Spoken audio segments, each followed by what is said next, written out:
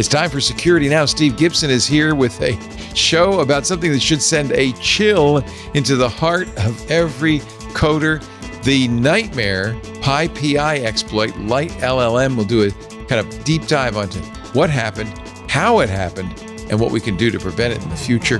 Plus, we'll talk about age verification on Linux, a good move from Apple on the ClickFix vulnerability, and is quantum computing moving closer? Steve has thoughts next on Security Now. Podcasts you love. From people you trust. This is TWiT.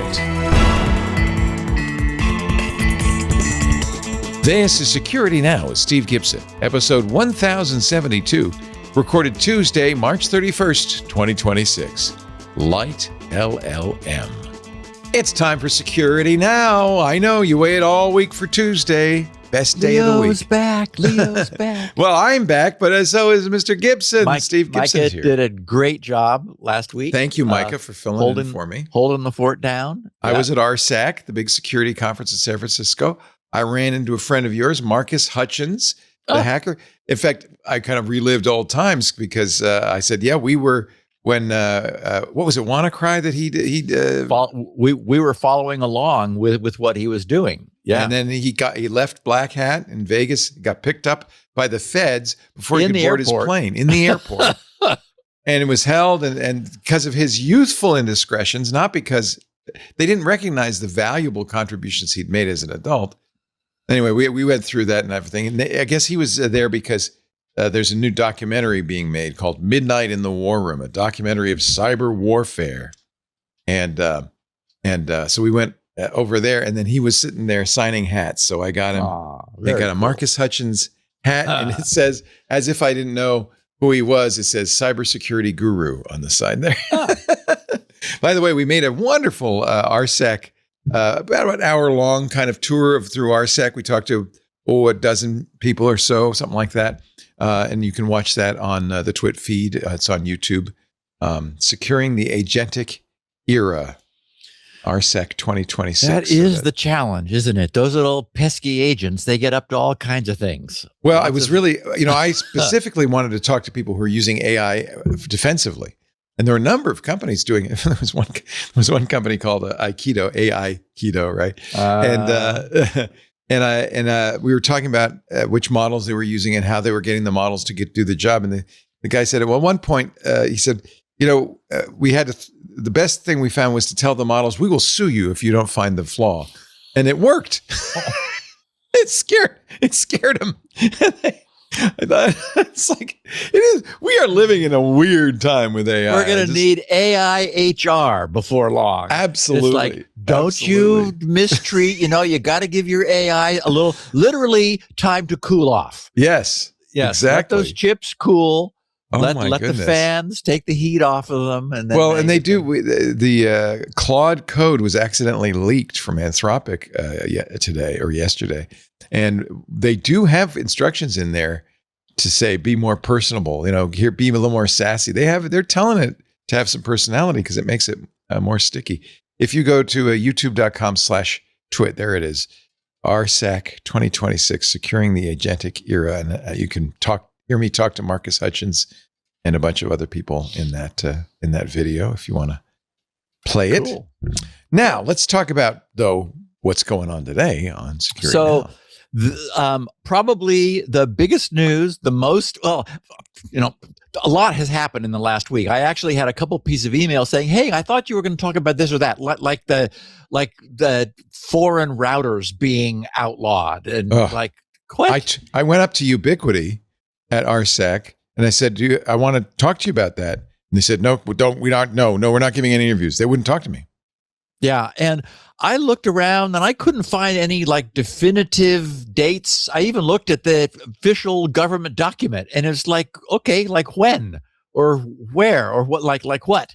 And, my takeaway was for most of our listeners, there are really good alternatives, like, running OpenSense on a little ARM box or I think that's what a lot of people are saying. I'll just run my own, right? Exactly. You really don't need to get something from ASUS any longer.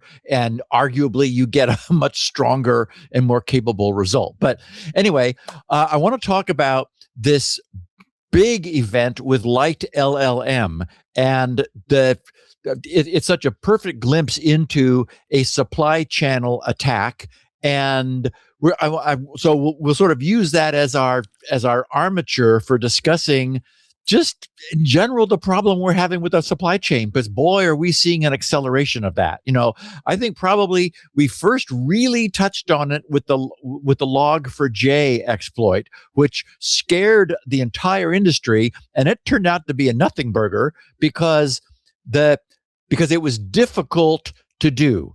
And what we've learned is that it's the easy attacks that a much larger percentage, much greater percentage of the population of hackers are able to jump on. But overall, I mean, and we've been talking about all of the infections found in NPM and PyPy. So that's where we're going to focus on this episode 1072 for the last day of March 31st.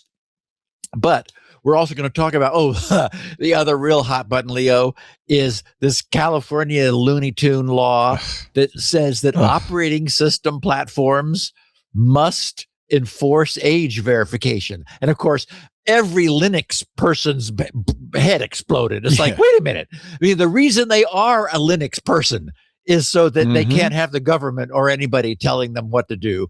So, wow, a lot happened there. We'll talk about that.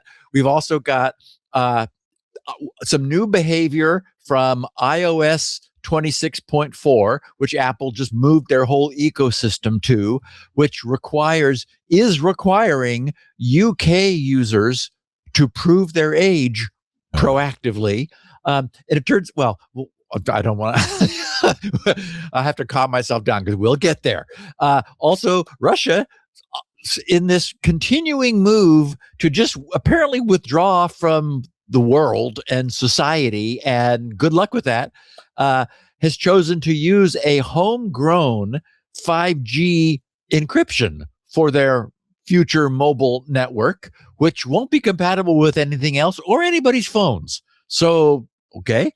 There was a great story of a Ukraine drone maker who was aware that a Russian spy agency was installing a bad spying thermostat in their facility, and what happened with that.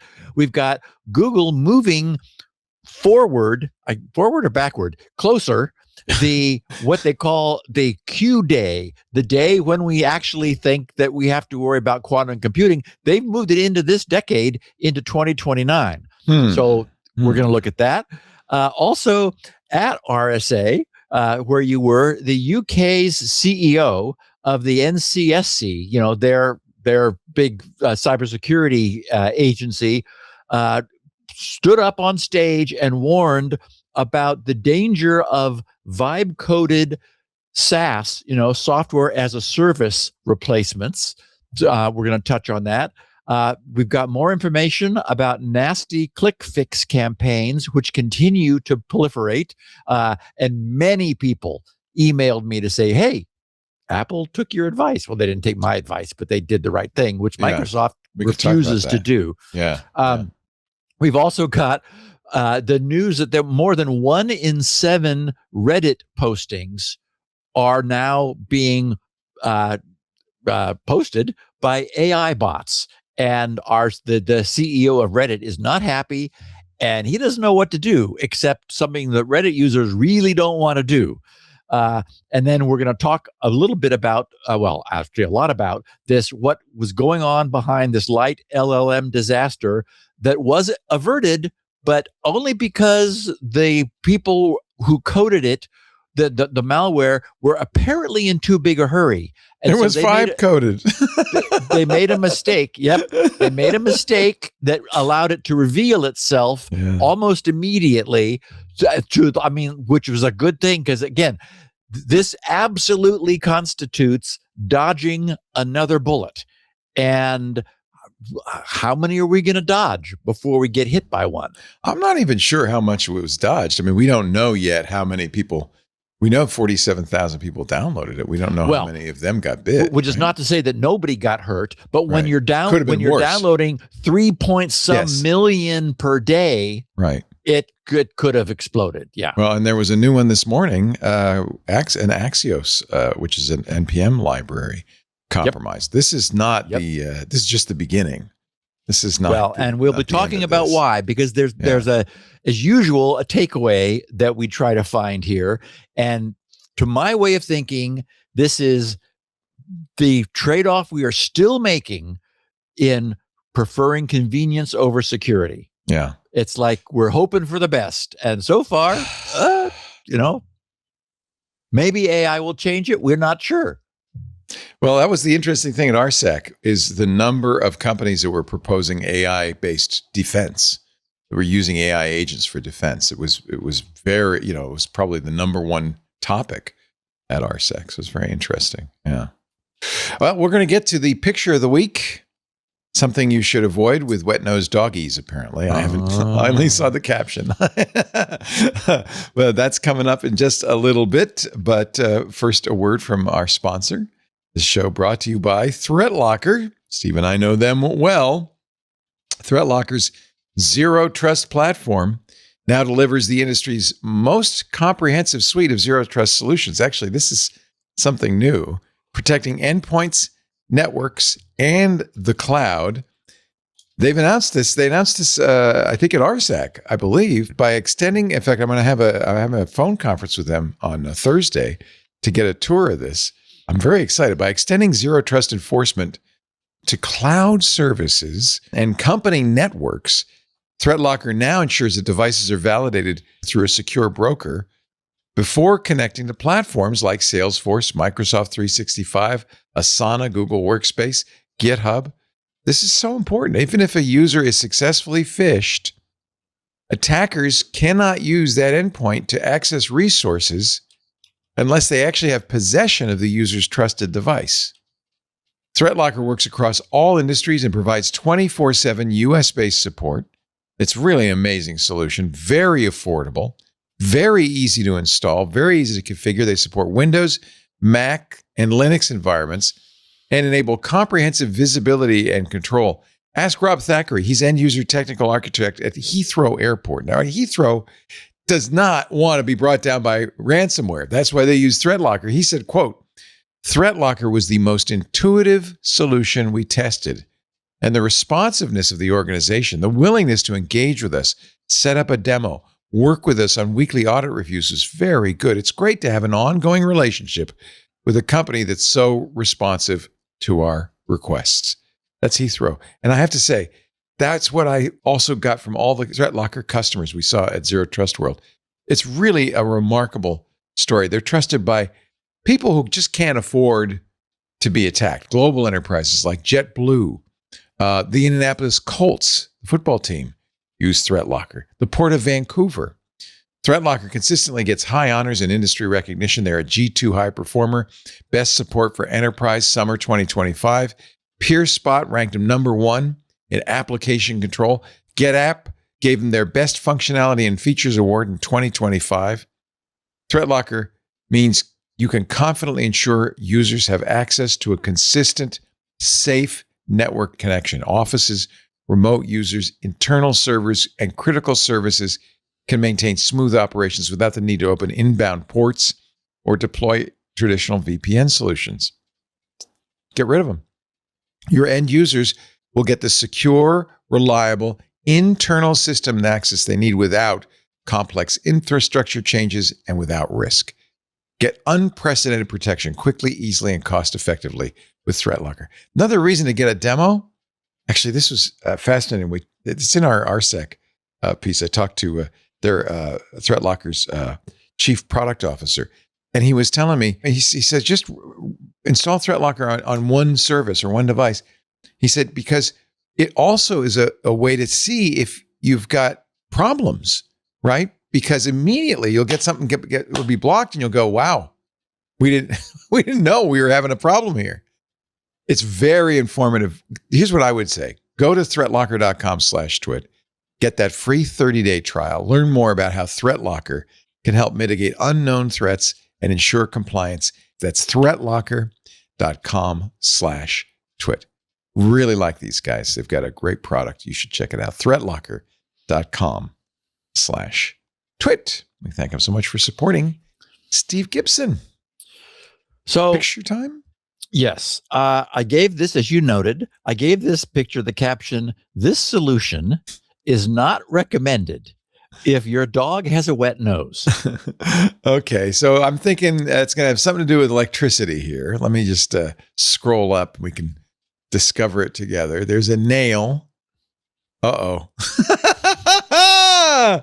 Oh boy, that's okay. So this is an interesting solution if you have the wrong country's power. Yes, and Leo, really, all of these solutions are interesting. I was Benito and I were talking about this before we began recording. There was that one with the 2 nail clippers that I thought was particularly inventive. Yeah. But these, I think, if we were to stand back and look at the 20-year plus history of the podcast, it would be people who seem to have the wrong plug for their outlet, and the mystery of fence gates standing alone in the middle of fields seem to be two of the overriding themes of our pictures of the week. So for those who are listening and are not seeing, we've got the individual here is trying to plug a European style AC plug that's got the round pins into, he would like to plug it in apparently in the US or somewhere where we have the parallel straight slots. I got to tell you, that's the worst looking power strip I've ever seen. It is everything about this. I mean, beat the hell up. And when I say, when you use the term rusty nail, you're normally not really literal. But here, this is literal. I don't even know how he's getting a connection with there's so much rust on these nails, because of course rust is an oxide, which is an insulator. But anyway, so we basically sort of have a Jacob's ladder made with two nails stuck into the slots of this power strip, and then pushed down between the nails so that they're sort of splayed apart, thus creating the Jacob's ladder effect, is this round plugged European style plug, which just sort of hovers there. And my point was, if you have a curious dog that likes to go around sniffing in the corners, and I don't think even its nose would need to be wet, it would get a very rude surprise if it were to stick its nose across the how power. did they get the nails in without shocking themselves? They must have had rubber gloves or something. I mean, this is insane. It's nuts. Yes. Hopefully the outlet strip has a switch that we don't see off there you screen, go. Of course. Or it just could not be plugged into its normal American style outlet where it gets its power. Crazy. Anyway, thank you again, listeners, for another entertaining picture of the week. Always appreciate them. Okay, so our first news of the week was inspired by a question I actually received from a listener. It relates to much of our recent discussions about internet age verification, and separately or specifically to its recent escalation, which we've been seeing everywhere, to include, as just happened, operating system platforms themselves. Our listener, who identified himself as Fred M., he wrote, "Hi, Steve. I recently read that FreeDOS was not going to comply with California's age verification requirements. He said, since FreeDOS is the OS distributed with SpinRite, I was wondering how this would affect you when the new law takes effect. Thanks, Fred." Okay, so the good news is SpinRite is not age-restricted content, so I don't think we have a problem, even if we were going to have a problem, which I don't think we would. But his question refers to California's Assembly Bill 1043. And it's unclear to me why this issue suddenly and recently popped up on everyone's radar. But the internet is currently buzzing about it, and our listeners have been sending their questions and opinions to me, which I appreciate. The bill in question was approved by California's governor back on October 13th of last year, of 2025, and it doesn't take effect until the start of next year, January 1st of 2027. So why all of the sudden this awareness of it? Because, I mean, it was a while ago. And so I did some looking around over the past month. The only thing that I could find was that the very popular and respected and widely read Tom's Hardware site did post an article about this on March 1st, which sort of seems maybe to have been the catalyst for everyone going, what? What are you talking about?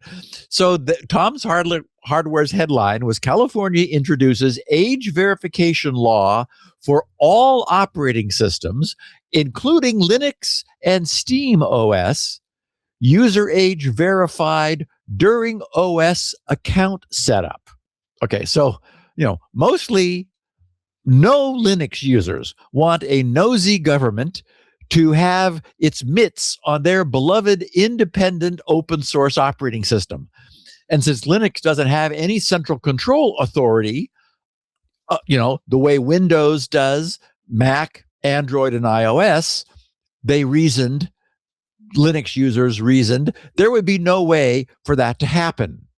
Right? Right? So, okay, since California legislators have also recently proposed, as we talked about, requiring all 3D printers to somehow magically identify and refuse to print any component that might be part of a handgun. No one knows how that could possibly be made possible either. Unfortunately, and I say our because Leo and I are both residents of California, our legislators here in California do seem to be having fun asking for things they cannot realistically have. Not that that's stopping them from, asking. So, okay, first let's step back and take a look at what this legislation is, because it does exist. It was signed into law on October 13th, and it is coming into effect on January 1st. That's all happening. The section heading in this bill is age verification signals, software applications, and online services. And the section's overview, just the overview of the detailed, point by point, says, existing law generally provides protections for minors on the internet, including the California Age Appropriate Design Code Act that, among other things, requires a business that provides an online service, product, or feature likely to be accessed by children to do certain things, including estimate the age of child users with a reasonable level of certainty appropriate to the risks that arise from the data management practices of the business, or apply the privacy and data protections afforded to children and to all consumers, and prohibits an online service, product, or feature from, among other things, using dark patterns to lead or encourage children to provide personal information beyond what is reasonably expected to provide that online service, product, or feature, or to forego privacy protections. And of course, Leo, the other thing that happened just in the last week was Meta and Google with YouTube losing those major cases. And there was also one in Arizona, I think, which is beginning to hold these, big tech accountable for the design practices in their applications, which do exactly what this California Age Appropriate Design Code Act says they shouldn't do. So they wrote, this bill, beginning January 1st, 2027, which did get signed on October 13th, they said would require, among other things, related to age verification with respect to software applications, an operating system provider, as defined, to provide an accessible interface at account setup that requires an account holder, as defined, to indicate the birth date, age, or both of the user of that device for the purpose of providing a signal regarding the user's age bracket to applications available in a covered application store, and to provide a developer as defined who has requested a signal with respect to a particular user with a digital signal via a reasonably consistent real-time application programming interface, API, regarding whether a user is in any of several age brackets as prescribed. The bill would require a developer to request a signal with respect to a particular user from an operating system provider or a covered application store when the application is downloaded and launched. This bill would prohibit an operating system provider or a covered application store from using data collected from a third party in an anti-competitive manner as specified. This bill would punish non-compliance with a civil penalty to be enforced by the Attorney General as prescribed. Okay, so that's as much as I'm going to quote from that. So while it's true that details matter, I'll first note that, this is like what this bill is asking for is what we've been suggesting Apple with iOS and Google with Android should both somehow manage to provide. And the way this should be done, at least for the use case of smartphones, is beginning to take shape. We're beginning to see this manifested in, Apple's apparently reluctant incremental movement on this front. The parents or guardians of a minor child should be able to configure the birth date of the user of a smartphone and be able to securely lock that date into their child's device.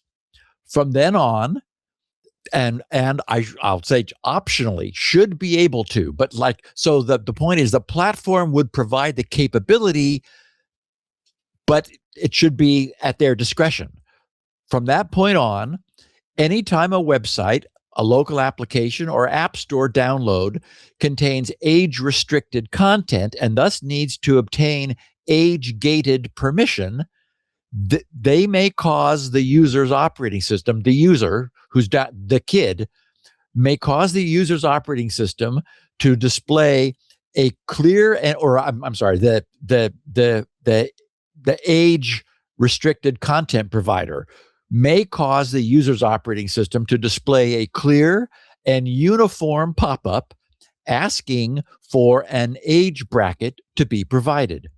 If the user wishes to, again, not automatically, not unless they set it that way, but if they want control, if they choose to, they may then allow the operating system to inform the requested application on their behalf whether its user is under 13, between 13 and 15, between 16 and 18, or over 18. Those are the brackets California specifies and which the world seems to sort of be settling on.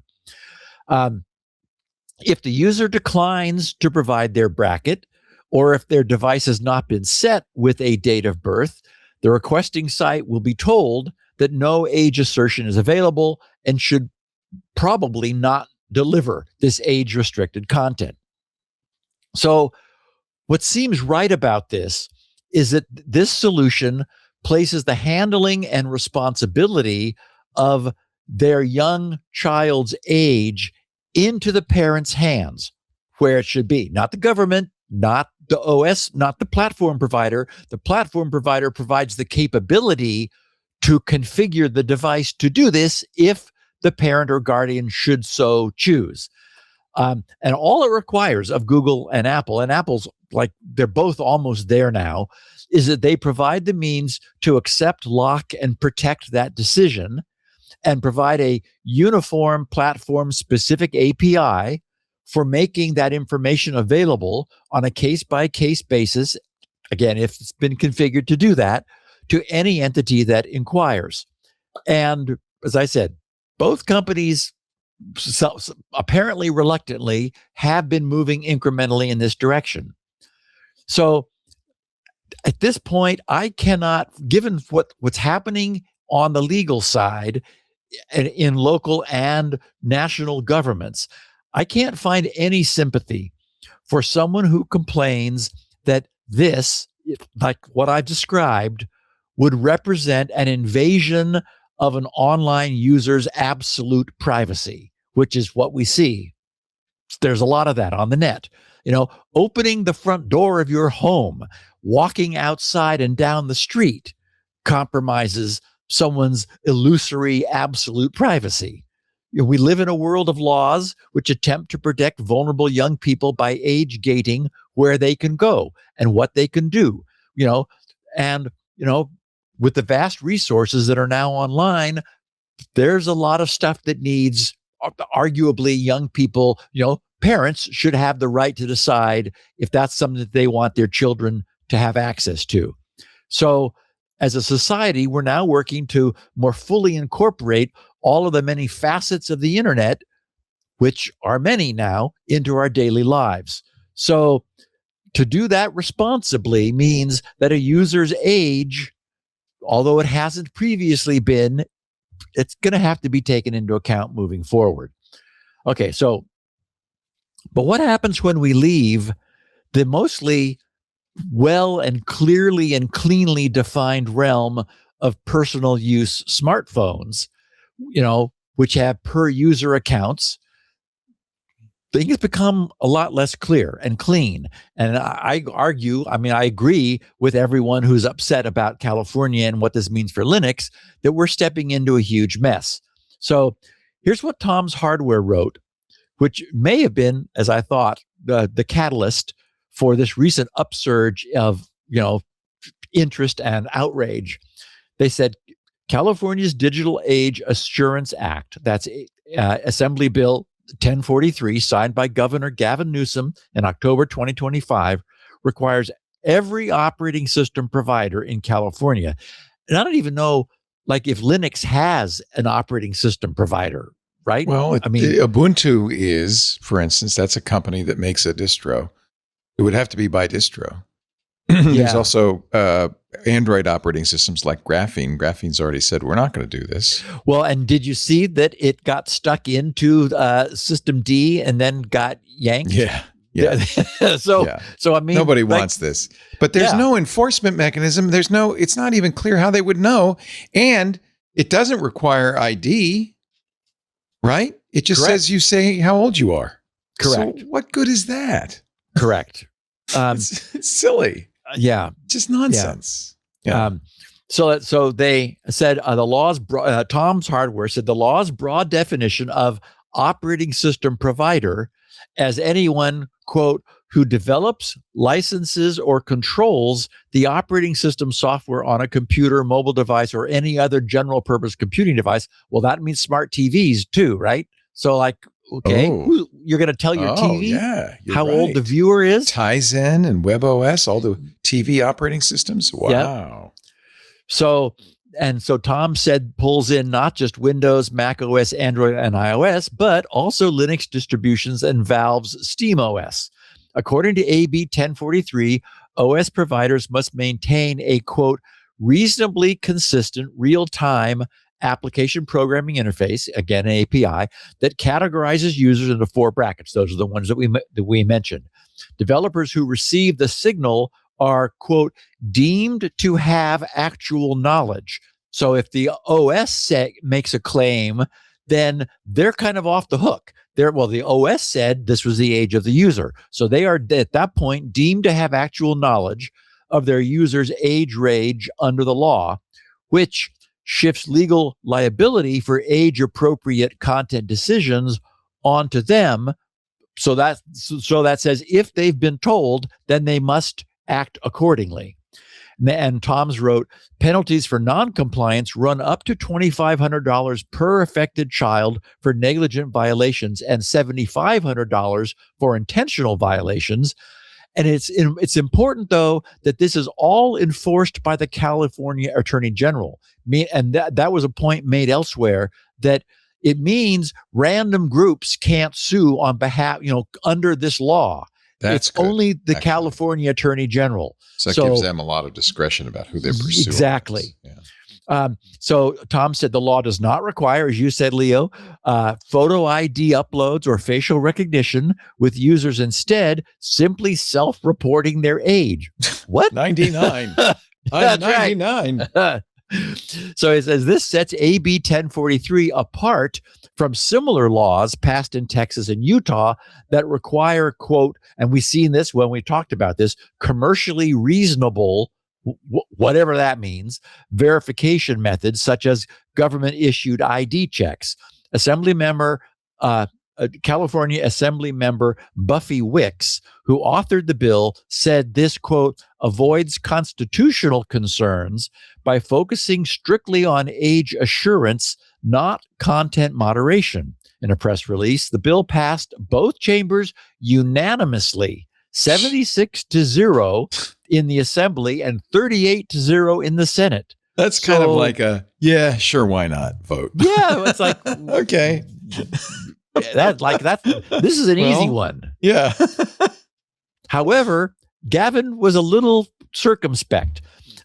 Tom's wrote, despite signing it, Governor Newsom issued a statement urging the legislature to amend the law before its effective date, citing concerns from streaming services and game developers, right? A streaming service on a smart TV, a streaming service and game developers about, quote, complexities such as multi-user accounts shared by a family member and user profiles utilized across multiple devices. In other words, we're talking about the same thing, a version of the same thing we've been talking about with networks for since the beginning of the podcast, authentication. On one hand, there's identity authentication. Now we're facing age authentication, and it's just as messy because you're remote. And these are just not easy problems to solve. So Tom's said whether amendments will materialize before January 2027 remains to be seen. Enforcement against Linux distributions, however, is likely to be problematic, wrote Tom's.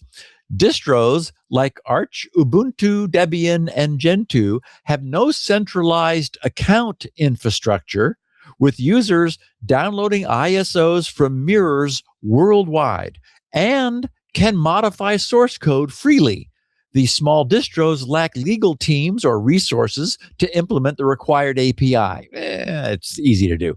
So a more realistic outcome for non-compliant distros is a disclaimer that the software is not intended for use in California and maybe eventually anywhere. So really, you may not use this anywhere. You can't use this on Earth. So good luck. So I spent some time reading everything I could because this is again cross network authentication of anything is hard. I found a posting made by the Reason Foundation a few months ago that it's worth sharing. It summarizes the current state of affairs, highlights the ways in which California's new legislation actually represents a useful step forward, and also suggests a way out of the mess that California also created. So they wrote, California Governor Gavin Newsom signed the Digital Age Assurance Act, Assembly Bill 1043, into law on October 13th, marking a significant evolution in state approaches to online youth safety. There is room for improvement, but the act introduces a meaningful first step toward a more privacy-preserving age signaling model intended to minimize data exposure while improving compliance certainty for businesses. This step is a welcome advancement over earlier approaches, but it also creates potential complications if later paired with more restrictive bills, a trade-off the policymakers should weigh carefully. So they wrote California's AB 1043 mandates, and so we got the 4 age bracket thing.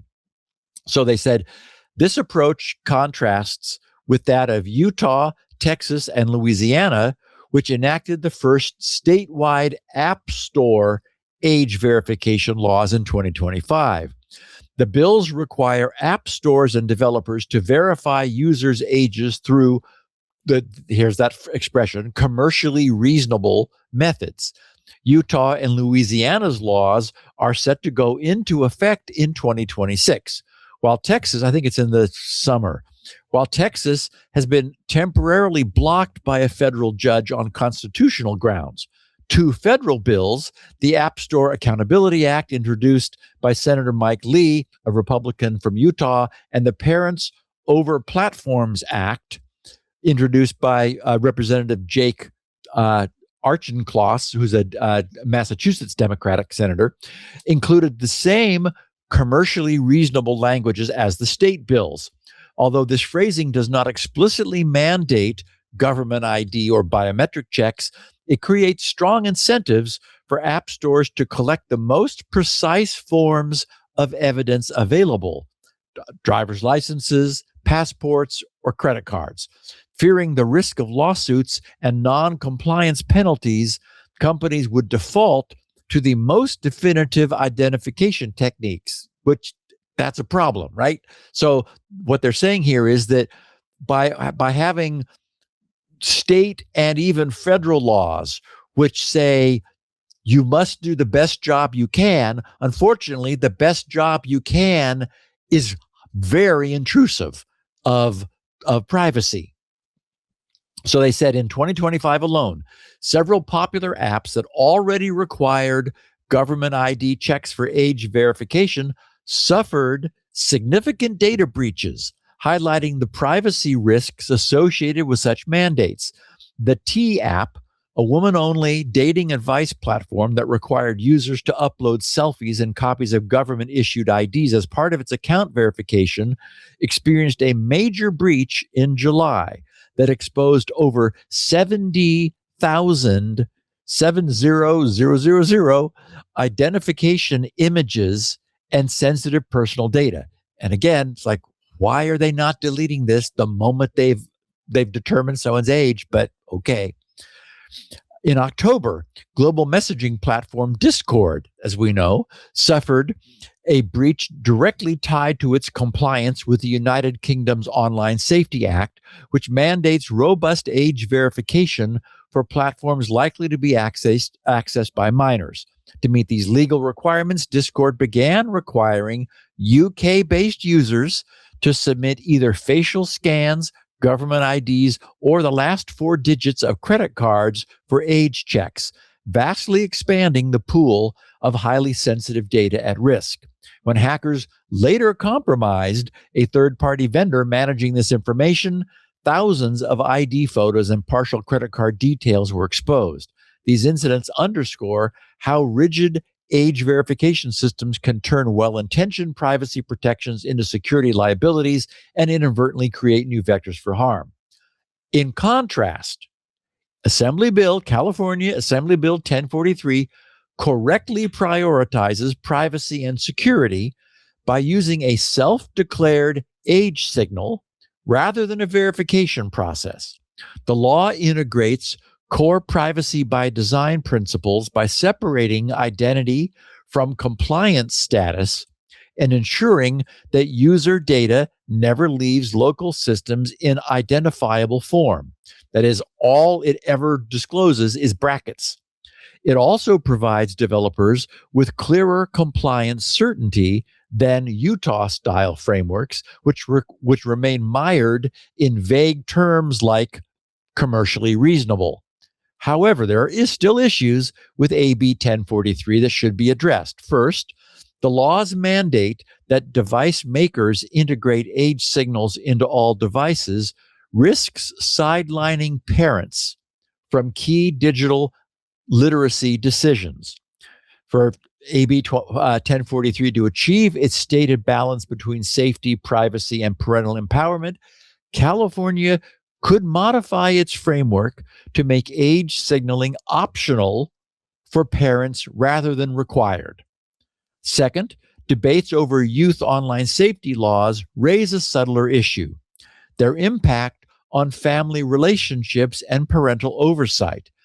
Age verification and age signal frameworks are often presented as empowering parents, but automation can easily displace meaningful dialogue between parents and their children. True digital literacy depends on ongoing dialogue, trust, and continuous education about online risks, not on technical filters alone. When technology assumes the entire role of risk management, it can foster complacency and a false sense of security, as if software settings could replace parental judgment. Boy, I really Policymakers, like that. That's yes, really good. Really I know good. it sounds like you, Leo. That's exactly the point that you've often been making here. They said policymakers should therefore ensure that digital safety tools operate as supports for families, not substitutes for them. California's initial framework in this respect could be refined through a simple but meaningful adjustment. Make the device level age signal optional for parents rather than compulsory. An opt-in structure would preserve AB 1043's privacy benefits while strengthening family agency. Parents could choose to enable the system during device setup if they desire automated filtering or app age controls, or skip it entirely for now if they prefer to guide their children's use through household rules and open communication. Optional enrollment would further align the policy with California's broader digital rights precedents, reinforcing choice, consent, and proportionality. And they finish writing, on the whole, California's AB 1043 represents a meaningful advancement in the national debate on age verification. It replaces high-risk identity checks with privacy-preserving signals, curtails constitutional litigation risks, and clarifies enforcement responsibility. But if the state were to shift to an opt-in model, it could preserve the law's privacy protections, align with its digital rights values, and restore parents to the central role in guiding children's online well-being. Age assurance need not come at the expense of privacy or parental autonomy. So I think this author gets a lot of this exactly right. We would be moving toward an environment where the devices used by someone less than 18 years old could optionally be configured by that minor's parent or guardian to conditionally supply its user's age bracket. Never its date of birth, just where you are in those brackets, or which bracket you're in. The idea would be that the various operating systems would implement a simple API, and iOS is there, Android is there. I mean, they're like right there, that could be queried by applications running on the platform. If that application is a video game offering age-restricted content, it could learn which version of its game to display to that platform's user. If the application were the application's app store, it would learn which applications to list and allow to be downloaded, and which should simply be filtered and not shown to someone underage. And if the application was a web browser, it would learn the age range of its user and could use that information when queried by a remote website. Now, we would need the W3C, the World Wide Web Consortium, to define a standard means for a remote site to query the browser client for its user's age, which the browser would have received by an API from the underlying platform. But even that should be trivial. I mean, that would not take more than a day to define. So as for the non-smartphone platforms, such as Windows, Mac OS, Linux, and Steam, and of course, smart TVs, all of those platforms, at least the OS platforms, I don't know about smart TVs, but I guess it could be added, operate with the concept of a root or an admin, right? Whose account should not be used as the daily driver, and daily users who work with far more safe and reduced privilege user accounts. So those platforms could easily arrange to add date of birth awareness to their user accounts, and then an API would be added to surface the brackets of those to the online requester of that information. So, basically following exactly the model of the smartphone, that would give parents who wished to govern what their young children were able to do online, what they saw and where they went, a clear and clean means for doing so. And I so much favor date of birth over age, because that automatically changes the bracket at the user's birthday, rather than needing to constantly update the age after a birthday. And of course, parents could set whatever birth date they wanted. If they felt that their child was more mature than the typical child at that age, they could say that they were born earlier, which would then move them into a later bracket sooner. So, all of the online fury and indignation raging over the idea of California attempting to effectively outlaw, as I've seen online, any platform that doesn't provide these services, that all disappears when it's just an optional feature capability that a systems admin, in this case, mom or dad, might choose to employ if, in their role of parent or guardian, they would like to exert some control over the age-gated use of that platform. So I think it's also worth noting that this solution also nicely resolves the whole VPN backlash dilemma that is also beginning to appear. We're hearing the legislators saying, well, those VPNs are being used to bypass, the laws we put in place, so we need to outlaw those. A VPN in this case would be of no benefit, since the user's platform, not their IP address, would be producing the age bracket indication. So, I thought that was an interesting take that Reason published, and I thought it was good that Newsom said, well, I'm going to sign this, but I hope we, maybe make some modifications before it goes into law. And in any event, I don't think Linux people have anything to worry about. I mean, it is open source. And we did see somebody very quickly added the capability into user accounts on Linux, and Linux was immediately forked without that provision in there, even though it didn't even have an API, it didn't have a UI, it wasn't in any of the desktops, it was just down basically in the JSON structure. They added a field for date of birth, and a lot of people in the Linux community freaked out over that. So it's like, okay, I mean, I get it. But again, there's no question. We need to have strong identity online. We've needed that for a long time. Everyone wants it to be anonymous. We're trying to hold on to that. Age gating and age verification is coming to the internet. And let's hope we do it in a responsible way. You know how we can be responsible, Leo, is by telling our listeners about one of our sponsors. We will get right back to Steve in just a moment, but first a word from our sponsor. This episode of Security Now brought to you by Adaptive, the first security awareness platform built to stop AI-powered social engineering. What? How could you do that? Well, here's what's changed, right? And you know this. Attackers don't just need malware anymore. They just need trust, right? A cloned voice, a convincing deep fake on Zoom, or an AI-written phish that looks like it came from your IT team. We get those a lot. You heard about the CFO who thought he was on a Zoom call with the board of directors and the CEO and wrote a massive check based on their instructions, except they were all deep fakes. It wasn't the CEO and the board. It was a bad guy.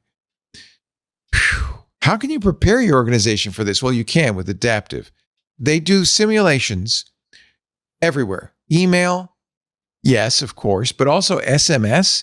They even do voice. So it protects you against deep fakes. It protects you against phishing, the voice phishing, and AI-generated phishing emails and texts. including the scenarios that can mirror your own brand and executives. You need this nowadays. And when employees report something suspicious, Adaptive can help you triage it fast so security teams aren't buried in false alarms, but they can do something about the things that really matter. If you need training fast, with Adaptive's AI content creator, you can turn a breaking threat, an incident report, or a compliance doc instantly into interactive, multilingual modules right away. No design team required. Just push a button and you're go. With Adaptive, you can build, customize, and monitor every part of your training with complete personalization. So, as a result, you get a more resilient security culture, and that's essential for companies like Plaid. Right? I use Plaid when I log into my financial reporting tool. It uses Plaid to log me into my accounts. Right? Plaid better be secure. Plaid platform powers thousands of digital finance apps and links consumers, developers, and institutions. I rely on Plaid. So fortunately, Plaid relies on Adaptive with sensitive data at its core. Plaid's security and compliance simply are non-negotiable. Plaid's head of security, GRC, says, this is a direct quote, Adaptive has equipped our teams with cutting-edge tools and built a smarter, more resilient security culture across the company.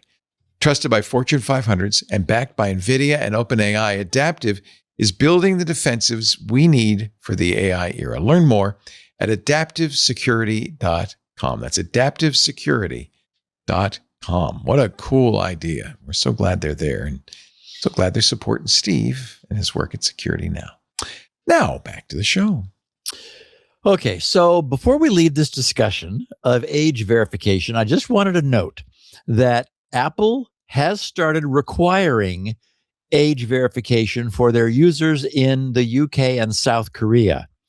With the rollout of this latest 26.4 version of iOS, Apple account holders in those two countries may be asked to register a credit card or take a picture of a government-issued ID. If Apple's able to determine an account holder's age without asking that, like by looking for other signals like the length of time they've had an account, which would sort of automatically say, well, they've got to be an adult by now, then no other information is needed. But otherwise, they're going to get intrusive. So, as I said before, if this has to happen, I trust Apple more than any other third party to protect its users' privacy. Apple really does, appear to be doing everything as right as they can. I've got two links in the show notes for anyone who wants more information that like of an Apple support page that just says, if you are asked to verify your age, we need to do that. I heard from a couple of our listeners who are in the UK that they had a variant of a driver's license, which Apple's software did not recognize. So they were having a problem with that. So it's looking like there's like on-phone, image recognition of UK government-issued IDs and driver licenses, which Apple is able to ingest and then use to satisfy the UK's law. This is all, it's not like Apple wants to be doing this. They definitely don't want to be doing this. Yeah, if you're asked to confirm that you're an adult, and then you proceed. So this is now happening, by Apple when they're operating in countries that require it. It's selfish of me to say this, but I'm glad that they're testing this in UK and Korea, so that we don't have to deal with it until the kinks are worked out a little bit. Yeah. Wow. But it's it's ultimately this could be better, right? I mean, they're a choke point, right? So Apple and Google, because everything goes, and it should be for app stores, not for desktop operating systems, not for TV sets and things like that. But I can see why with the app stores you might want to have that kind of. And also because a smartphone is inherently more of a personal use device. Right. Kids have the fact that we use the pronoun their smartphone. Right. Says that, they're bound to it. It's their social media that is on that phone and, their use of the phone, they take it into their bedrooms with them. So it makes sense that, the parents could could work with Apple to establish a secret date of birth, and the phone only divulges brackets when necessary. So I think that's where we're going to end up being. And again, if anybody had to be doing this, I would trust Apple, much as you and I both, Leo, are increasingly annoyed by some of what Apple is doing. As I said, I don't even know how my photo app works anymore on my phone. Yeah, I know. I get into some strange mode where I can't get rid of half the screen as information about the photo, and I try to push it down. It won't go away. It's like, what happened? Anyway, I chose to share this next story because it's so loony, and because it serves as another example of the disturbing and growing intersection that we are seeing everywhere of politicians and technology. The Risky Business newsletter covered this puzzler by writing, the Russian government is working on a law that would require all mobile operators in Russia, all Russian mobile operators, to use a custom domestically developed encryption algorithm for the country's 5G mobile network. If the bill passes, and what it's expected to, all phones sold in Russia going forward will need to support the NEA-7 algorithm, apparently because 1 through 6 were no good. Or they will not be able to connect to Russian mobile networks, which by 2032 will only support NEA-7.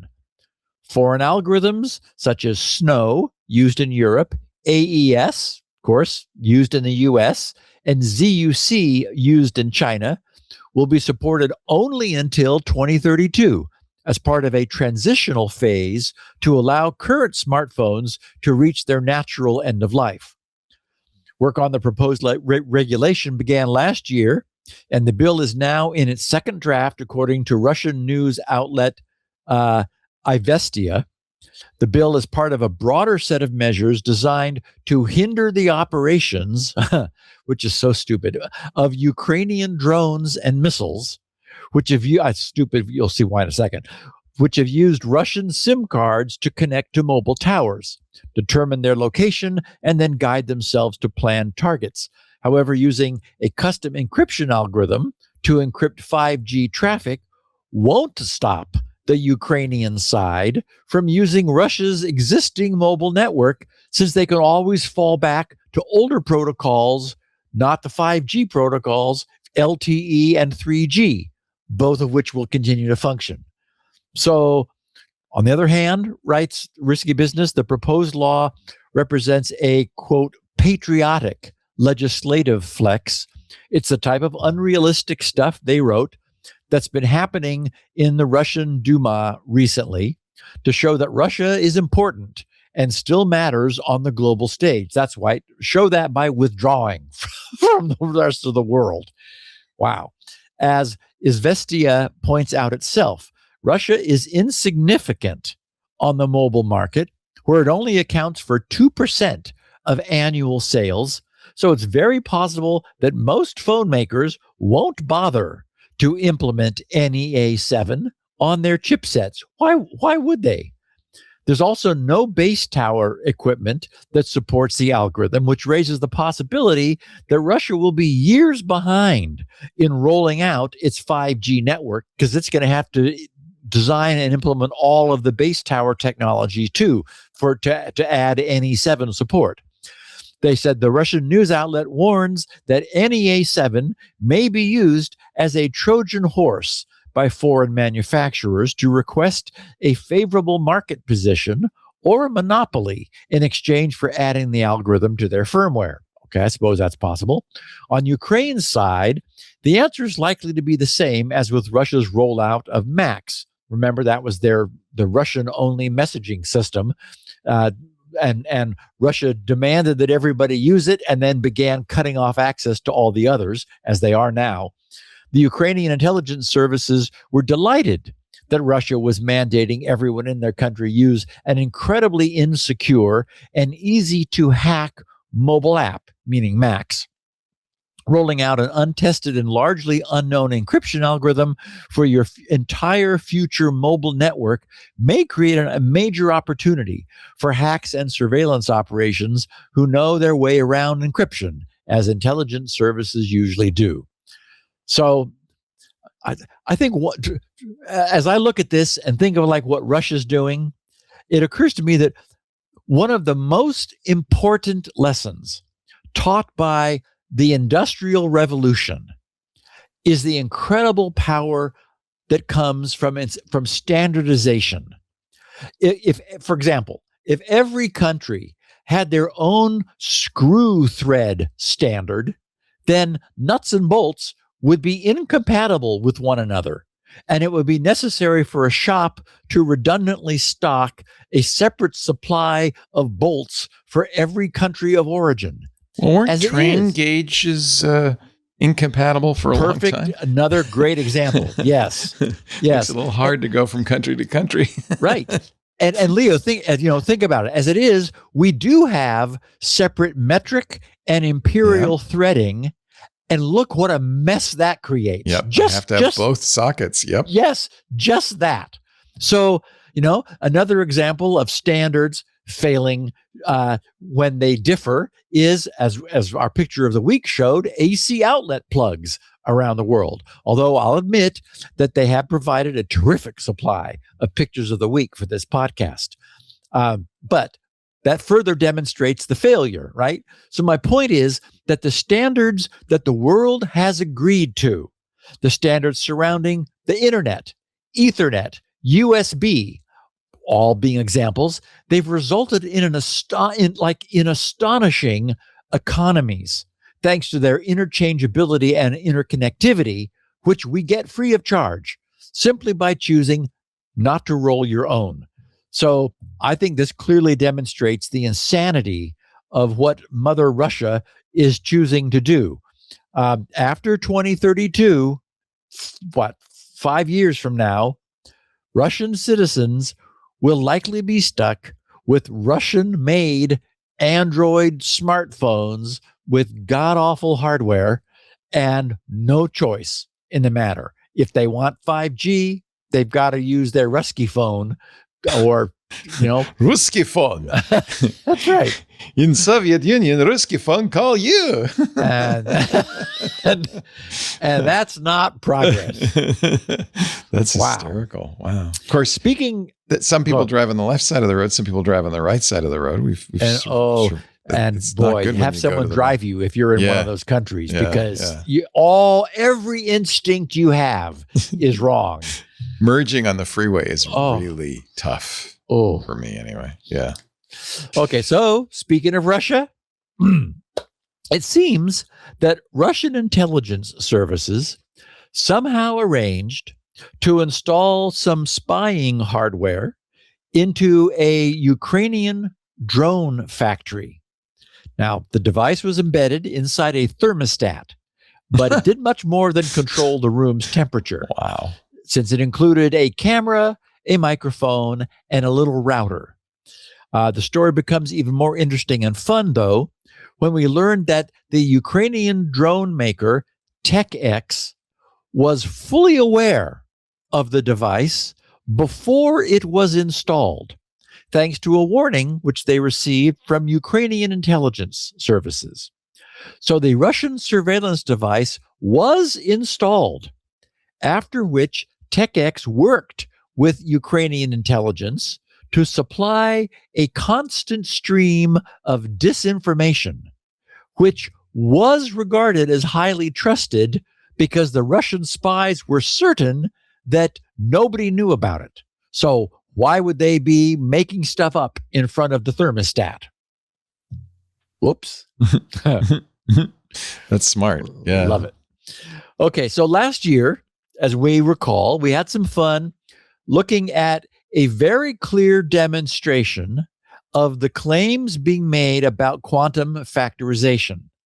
Remember that, the threat posed by the emergence of practical quantum computers is that they may be able to solve the prime factorization problem upon which rests all of the cryptographic security provided by the invention of RSA style public key crypto. Last year, it appeared that the world had a much longer way to go than was assumed, because that takedown of all of the progress that was being claimed, which we examined carefully, convincingly revealed that not a little bit, but a lot of sleight of hand had been going on behind the scenes with the use of, for example, highly contrived factorization targets. Now, Google appears to disagree, or perhaps they're just taking the better to be safe than sorry approach.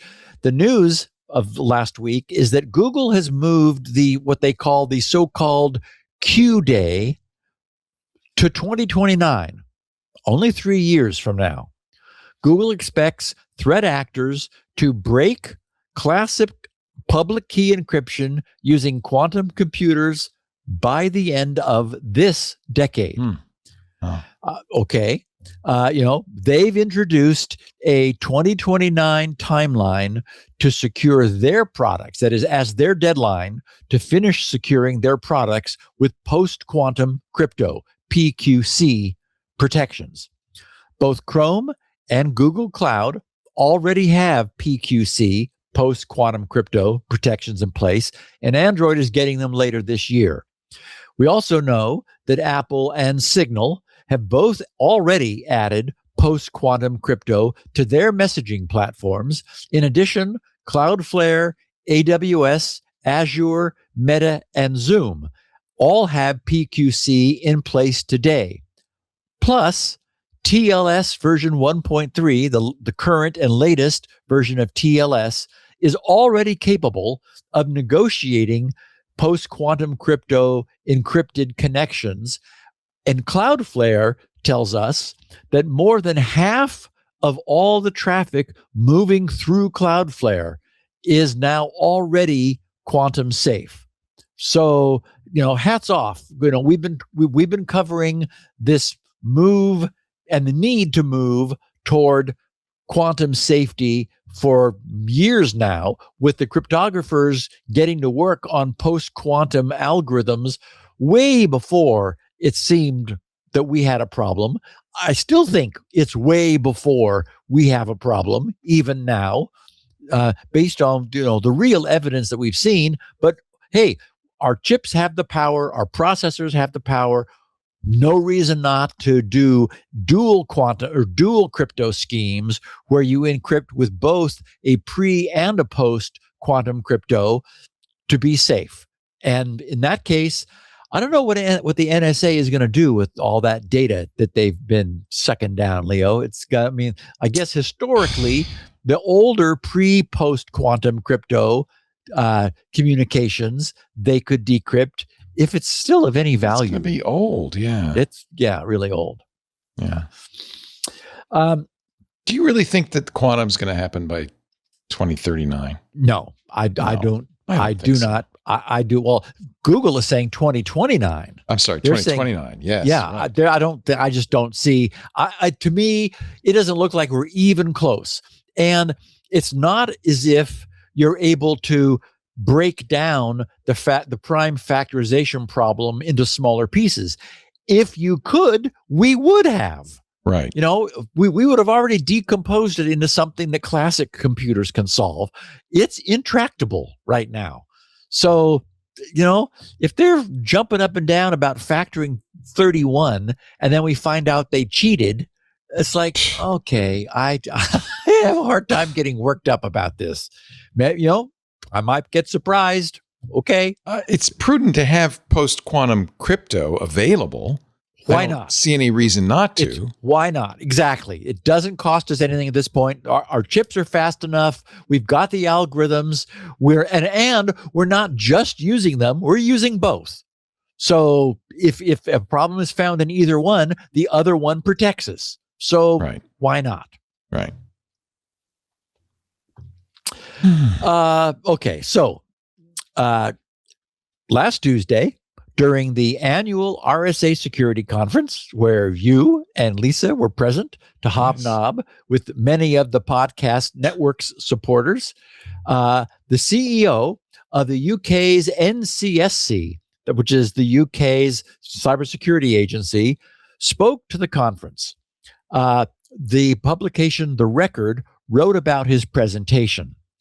What they said was, Britain's National Cybersecurity Center warned Tuesday that a rise in so-called Vibecoding could reshape the software as a service industry while introducing new cybersecurity risks if organizations fail to adapt.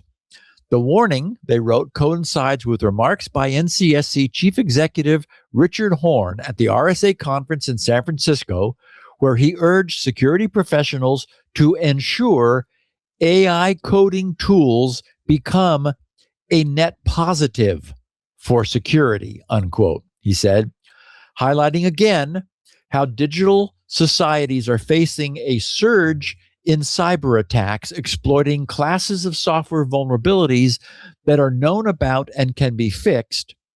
Horne said there was a risk AI tools would simply propagate the production of insecure software.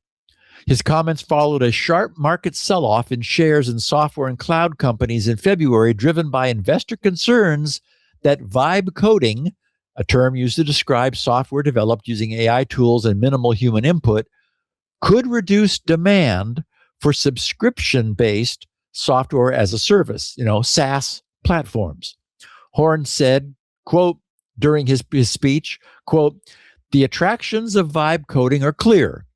Disrupting the status quo of manually produced software that is consistently vulnerable is a huge opportunity, but not without risk of its own.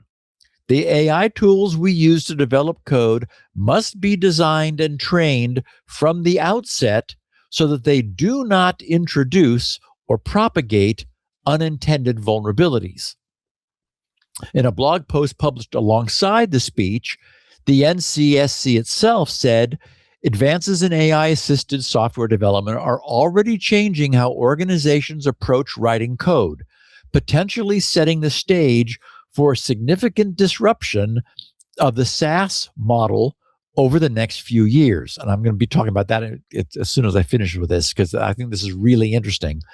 They said, describing the February sell-off as a billion-dollar wobble and referencing the term SaaSpocalypse. Yes, the SaaSpocalypse. The agency cited anecdotal examples of developers using AI tools to build replacements for SaaS products in a matter of hours, particularly in response to rising subscription costs or feature restrictions. The SaaS industry has dominated enterprise IT by offering subscription-based access to software while offloading infrastructure, maintenance, and security to vendors. We've talked about this, all this outsourcing that is now being done. In its blog post on Tuesday, less a week ago, the NCSC said this dynamic could shift as AI tools make it faster and cheaper to build bespoke enough software in-house, driven by the same business incentives that triggered the original rise of SaaS companies themselves and the early uptake of cloud computing. But it warned that AI-generated code can be unreliable, difficult to maintain, and prone to security flaws, increasing the chance that vulnerable systems could be deployed if those behind the Vibe-coded systems were too tolerant of the risks. The NCSC urged organizations to prioritize security as the technology develops, including ensuring AI systems generate secure code by default, verifying the integrity of models, and expanding the use of automated code review and testing. The blog post stated, quote, if security professionals do not lean in from the start, The landscape will evolve without this crucial input, as was arguably the case in the early years of cloud adoption. A challenge the security community will face is that no one yet knows exactly what we need to introduce to ensure the vibe-coded future is a safer one. If we face this challenge head-on from the start, we have a chance to introduce some strong security fundamentals, unquote. The article finishes saying, the NCSC said any disruption to SaaS is likely to take place over several years, with adoption varying depending on system complexity and organization's risk tolerance. But the agency said it could easily imagine that the only companies in the sector that will survive will be those that cannot be easily replaced with a vibe-coded alternative, perhaps because their services have themselves become critical to a business, or there are regulatory requirements they meet, or they simply have a critical mass of data across customers. Okay, so there are a number of interesting takeaways here, I think. The first is the obvious, when you look at it, threat that vibe-coded replacements for software as a service represent. Okay, think about it. Why would any large enterprise rent under an expensive recurring subscription what a handful of their in-house coders could whip up overnight using the benefit of vibe coding AI to create bespoke software that more perfectly fits their needs? I hadn't really stopped to consider it before now, but this entire world of outsourced service industries that have sprung up over the past decade are hugely vulnerable to the emergence of DIY, homegrown, in-house coded alternatives that vibe coding now makes so easy to create. Remember we heard that C-suite executive saying, quote, "We're only going to hire someone new if you first demonstrate that AI cannot do their job," unquote. So it's not much of a stretch to imagine a similar executive asking, why should we be paying tens of thousands of dollars per month to this annoying outsourced company when a couple of our guys in the back room can use AI to write the same thing that we will then own, can customize to work exactly the way we want, and can use going forward without any recurring cost, no more subscription fees. So it does seem pretty clear that this is going to be an accelerating trend in the future. But the other shoe to drop was this NCSC CEO's primary concern, which was that the threat that carefully created, refined, and secure SaaS solutions would be too hasty, which is what we have today from third parties who wrote these things, 10 years ago, carefully and with human programmers and coders, and have since worked all the bugs out, but they're not free. That they would be too hastily replaced by half-baked, unproven, and insecure vibe-coded clones.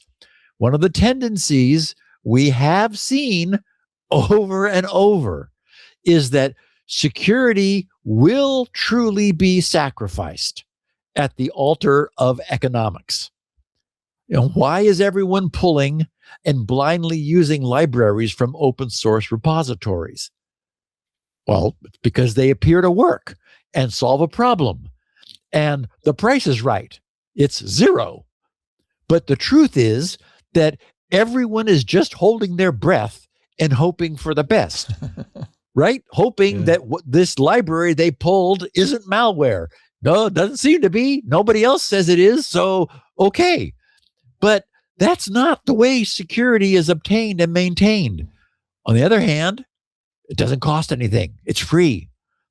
it's going to be very interesting, Leo, to see what happens as enterprises develop, for in-house use, the various systems that they've been outsourcing, because they're gonna. And I overall think it's probably going to be a win, but I imagine there will be a few stumbles along the way. It's not like, the SaaS software you buy from these big companies is necessarily secure, robust, and reliable. We talk about all the problems they have all the time on this show. So that's true. You're trusting somebody unless you write it yourself, and nobody can afford to write it themselves. Doing it in-house is really hard. I think, yes, but Vibe offers the opportunity of a bunch of programmers saying, okay, Claude, here's what we need. We need a customer relations management system, and it needs to take our database, and here's the schema, and we want to have this UI and blah, blah, blah. And presto bango, you got an app. I mean, that's Claude. Yeah. I've been very tempted to write a sales system for TWiT. It was written by a low-level employee many years ago in .NET, and he knew what he was doing, I guess. But when he left, he said, "I'm not maintaining it, so you're on your own." So, and it has little bugs, like two people can't use it at the same time, or it crashes, and you have to have a hard reboot and stuff. So, and that's often the case with with your typical bespoke somebody wrote it. In-house software. Yeah. Yep. It got written by, and we were using actually, we only just retired. We call it Dino database. I don't know why. You probably wrote it yourself, though, right? It was it was the only coder who ever wrote any code that we actually used. A brilliant guy named Steve Rank. Yeah, right. And he wrote it in DBase 2, which we then moved to Fox Pro, probably. Fox Pro, exactly. And Sue, as recently as until the release of 6.1, would look old customers up on Fox Pro. It worked great. Sure. I wrote a lot of DBase 2 software in my time for the radio station I worked at. Yep. And that's not even really coding, because it's just a database and you're writing a front end to a database, really. But true. Yeah. I don't know. I'm very bullish on what Cloud Code can do, but obviously, it may introduce errors, and then pulling these libraries is nowadays really risky. There are solutions, though. People have found solutions. One guy said, "Well, look, just pin the version until say you can't download it until it's been out for a week." Yes, and presumably somebody will have caught on by then, right? Yes, and that was a problem with Light LLM, as it was not pinned. And so everybody grabbed the latest. Right. Let's take a break, and then we're going to look at an update on the ClickFix campaigns. Okay. Because that's still bad. Well, and I'm curious what you think of what Apple's kind of sort of solution was, which I thought was interesting. Anyway, we'll talk about that in a second. Our show today brought to you by GuardSquare. Do you do mobile apps? Are you a mobile app developer? Mobile apps today have become an inescapable part of life, but your users are really trusting you, aren't they? I mean, financial services, healthcare. I have an app for my doctor. I have an app for my medications. I have an app for my banks. There's retail, there's entertainment. Users are trusting these apps with their most sensitive personal data. You better be secure. But a recent survey showed that 72% of organizations experienced a mobile application security incident last year. 92% of respondents reported rising threat levels over the last 2 years. And man, attackers are clever. They're not just, hitting a library you use. They actually, in some cases, are really getting ingenious. One trick they have now, they take your app, they reverse engineer it. They use tools like Ghidra. We've talked about that. They repackage it. It looks exactly the same as your app, except there's a little code in there. They distribute it via, phishing campaigns and side loading. It's loading third-party app stores. And your users think they're using your app. Who gets the blame when it turns out your app, your quote, I put that in air quotes, app is sending out their personal information? You do. It's a different world. By taking a proactive approach to mobile app security, you can stay one step ahead of these attacks and maintain the trust of your users, because the reputation hit comes to you. It doesn't go to the bad guy. That's where GuardSquare comes in. GuardSquare, this is what they do. They do mobile app security without compromising, providing advanced protections for both Android and iOS apps. And it's not just, analyzing your code base. They have automated mobile application security testing to find vulnerabilities, but they also have real-time threat monitoring. So you gain insight into attacks. You'll know if somebody's modified your code and redistributing it. Discover more about how GuardSquare provides industry-leading security for your mobile apps. You need this at GuardSquare.com. That's GuardSquare.com. We thank him so much for supporting Steve and the work he's doing, and I think it's worth a visit. Find out what they can do for you. GuardSquare.com. Steve? So last Wednesday, Recorded Future posted the results of one of their threat forensics groups that was looking closely at the insidious ClickFix social engineering attacks. As they wrote elsewhere in describing the nature of these attacks, they said, first documented in late 2023, ClickFix has transitioned from a niche social engineering tactic to a cornerstone of the global cybercriminal ecosystem. ClickFix is a social engineering methodology that lures victims into manually executing malicious commands by masquerading as a necessary technical resolution for fabricated system errors or human verification prompts, which I think perfectly sums up, describes what the nature of this. Okay, so here's what we learn from Recorded Future's INSICT, INSIKT group. They write, INSICT group identified 5 distinct clusters leveraging the ClickFix social engineering technique to facilitate initial access to host systems. Observed since at least May of 2024, these clusters include those impersonating financial application Intuit QuickBooks and the travel agency Booking.com. INSICT Group leveraged the Recorded Future HTML content analysis dataset, which enables systematic monitoring of embedded web artifacts to identify and track new malicious domains and infrastructure. So basically, this is their cyber forensics system. They said the clusters demonstrate significant operational variance in lure themes and infrastructure patterns, and highlight the technique's evolution, moving past simple verification by visually fooling victims with various fake challenges and demonstrating technical sophistication through operating system detection to tailor execution chains. Despite these structural differences, its operation is largely the same, showing that ClickFix's core techniques work across platforms and only the social engineering lure needs to be adapted to the victim. Threat actors manipulate victims into executing malicious, obfuscated commands directly within native system tools like the Windows Run dialog box or Mac OS terminal.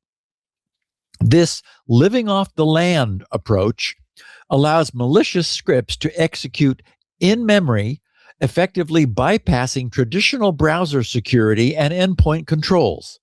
Parallel clusters targeting sectors as diverse as accounting, real estate, and legal services indicates that ClickFix has transitioned into a standardized high ROI template, high return on investment template for both cybercriminal and potentially advanced persistent threat APT groups. To protect against these threats, security defenders should move beyond simple indicator blocking and prioritize aggressive behavioral hardening.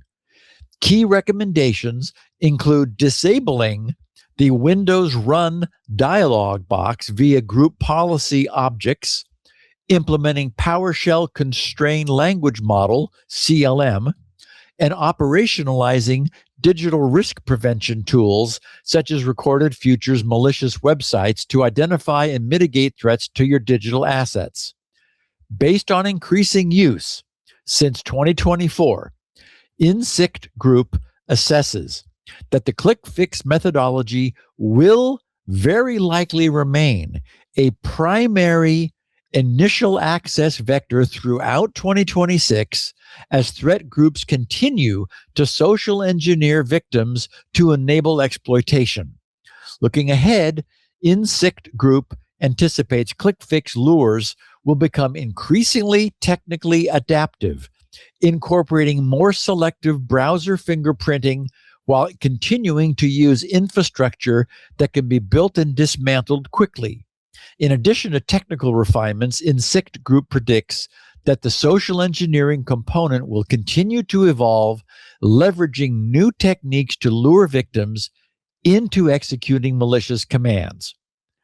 Okay, well, we all know how annoyed I am with Microsoft. This entirely preventable, detectable and preventable vulnerability is now 3 years old, and its use has been accelerating rapidly to the point that this family of readily blocked exploits, as we learned a few weeks ago, now accounts for more than half of all security breaches.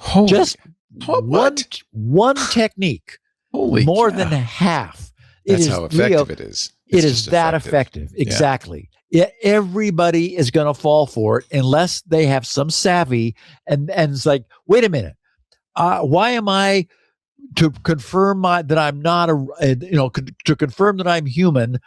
Why am I opening the Windows Run and pasting this string into and then hitting enter? So bad. But again, most people are just script followers. I mean, most Windows users don't really know how Windows works, right? I mean, I hear Paul saying the same thing.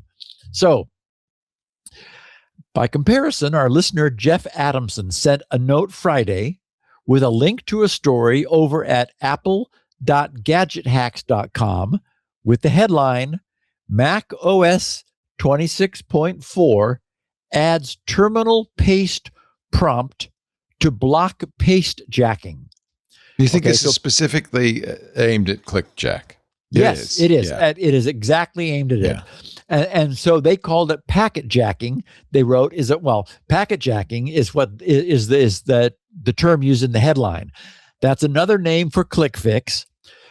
Whenever a Mac OS user of terminal attempts to paste a suspicious string into terminal, an intercept dialog will be displayed to caution the user about the possible implications of what they're attempting to do. The dialog reads, possible malware, paste blocked. And it says, your Mac has not been harmed. Scammers often encourage pasting text into terminal to try and harm your Mac or compromise your privacy. These instructions are commonly offered via websites, chat agents, apps, files, or a phone call. And then you've got two options. Don't paste is what's highlighted and recommended, or paste anyway. So that's, a nice stop sign comes up and says, whoa, no, don't just follow these instructions. Let's think about this for a second. So, I don't suppose that Windows 10 users who still compose 1/4 of the Windows desktop population will ever see Windows behavior change, right? Microsoft has moved on. But it would sure be nice if Windows 11 users could have this simple exploit prevented by Microsoft caring, which is all it takes, a little bit of care from Microsoft, as Apple has just demonstrated they do, because this is so easy to fix. I also wanted to highlight the tips near the end of the Recorded Future article that talked about available mitigations for this under Windows. The mitigations of disabling the Windows Run dialog box via group policy objects and implementing PowerShell constrained language mode. That won't help the general Windows population because, they're just using Windows at home. But within any enterprise, I would jump on both of those immediately. Unless an enterprise IT staff know that the Windows Run dialog box is needed, and I'm not sure why it would be, disable it. The good news is you can turn it off for all of your Windows users inside an enterprise and immediately prevent this most easy solution. And then also constrain what you can do with PowerShell so that it's basically neutered. I mean, what we see here, the problem is that over time, just like has happened with our iPhones, Windows has gotten incredibly complicated. I mean, it still has everything it ever had, and they just keep adding more stuff. And most users just want to run an app to, open Word or open email or run, they don't need all this other crap, and they don't know what it is. Right. And it is all dangerous. I don't know, Leo.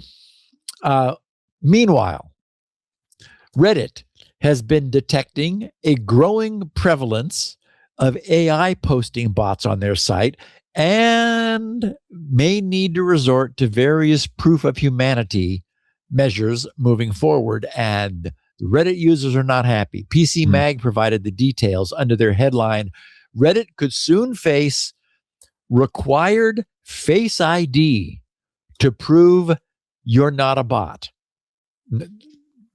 They wrote, Reddit, like practically every other social media platform, has been struggling as of late with a deluge of bots and AI-generated content. In a study from last year, roughly 15% of posts on the platform were found to be AI-generated. Okay, so that's more frequent than 1 out of every 7 Reddit posts.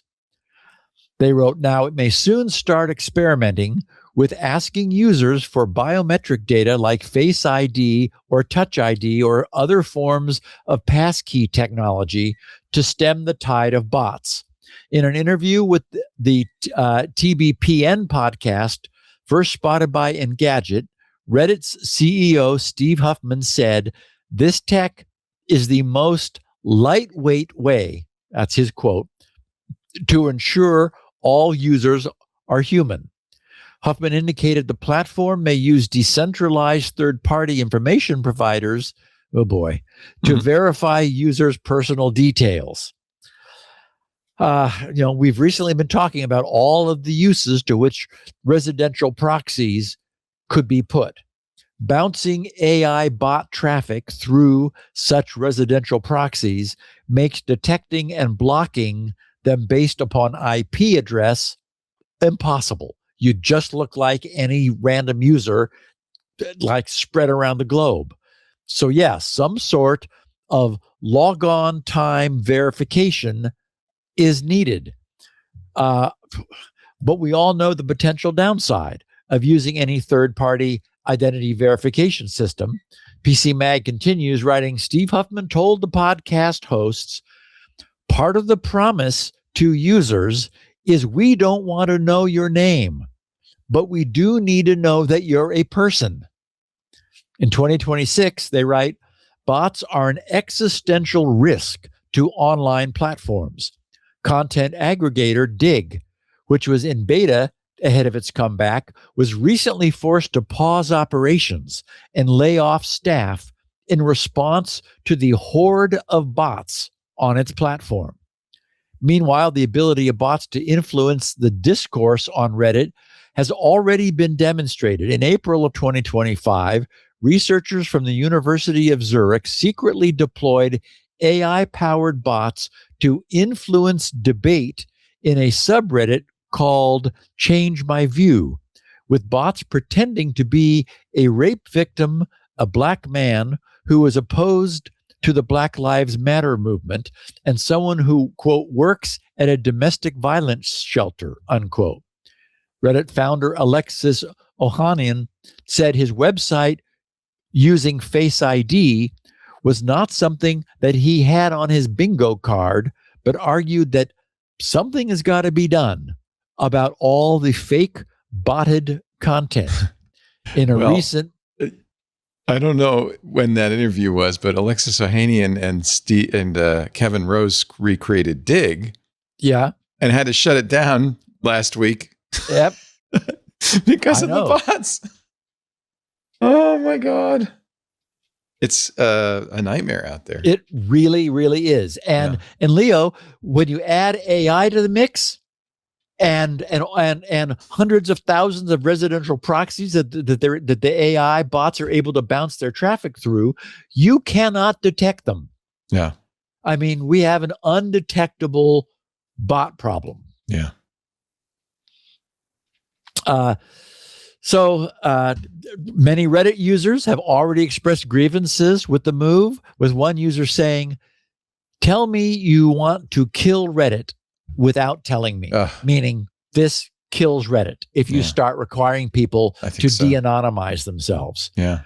So the article finishes saying Reddit would not be the first anonymous platform to start requesting users providing biometric data to prove who they are. For example, Discord earlier this year started a demand that some users provide face scans so its AI tool could determine if they were over 18 as part of efforts to keep minors off the platform. And as we know, it wasn't Discord's AI tool. They farmed it out and those people got hacked and 70,000 some, personal private information got loose.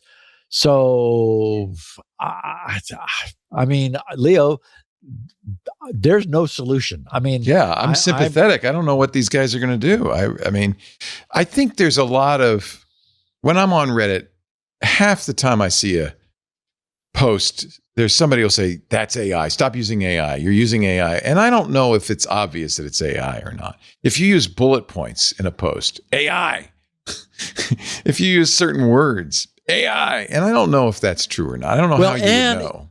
And it may once have been, but AI is a moving target. Right. I mean, if it's doing something that is getting it called out as AI, it's going to change its behavior. Right.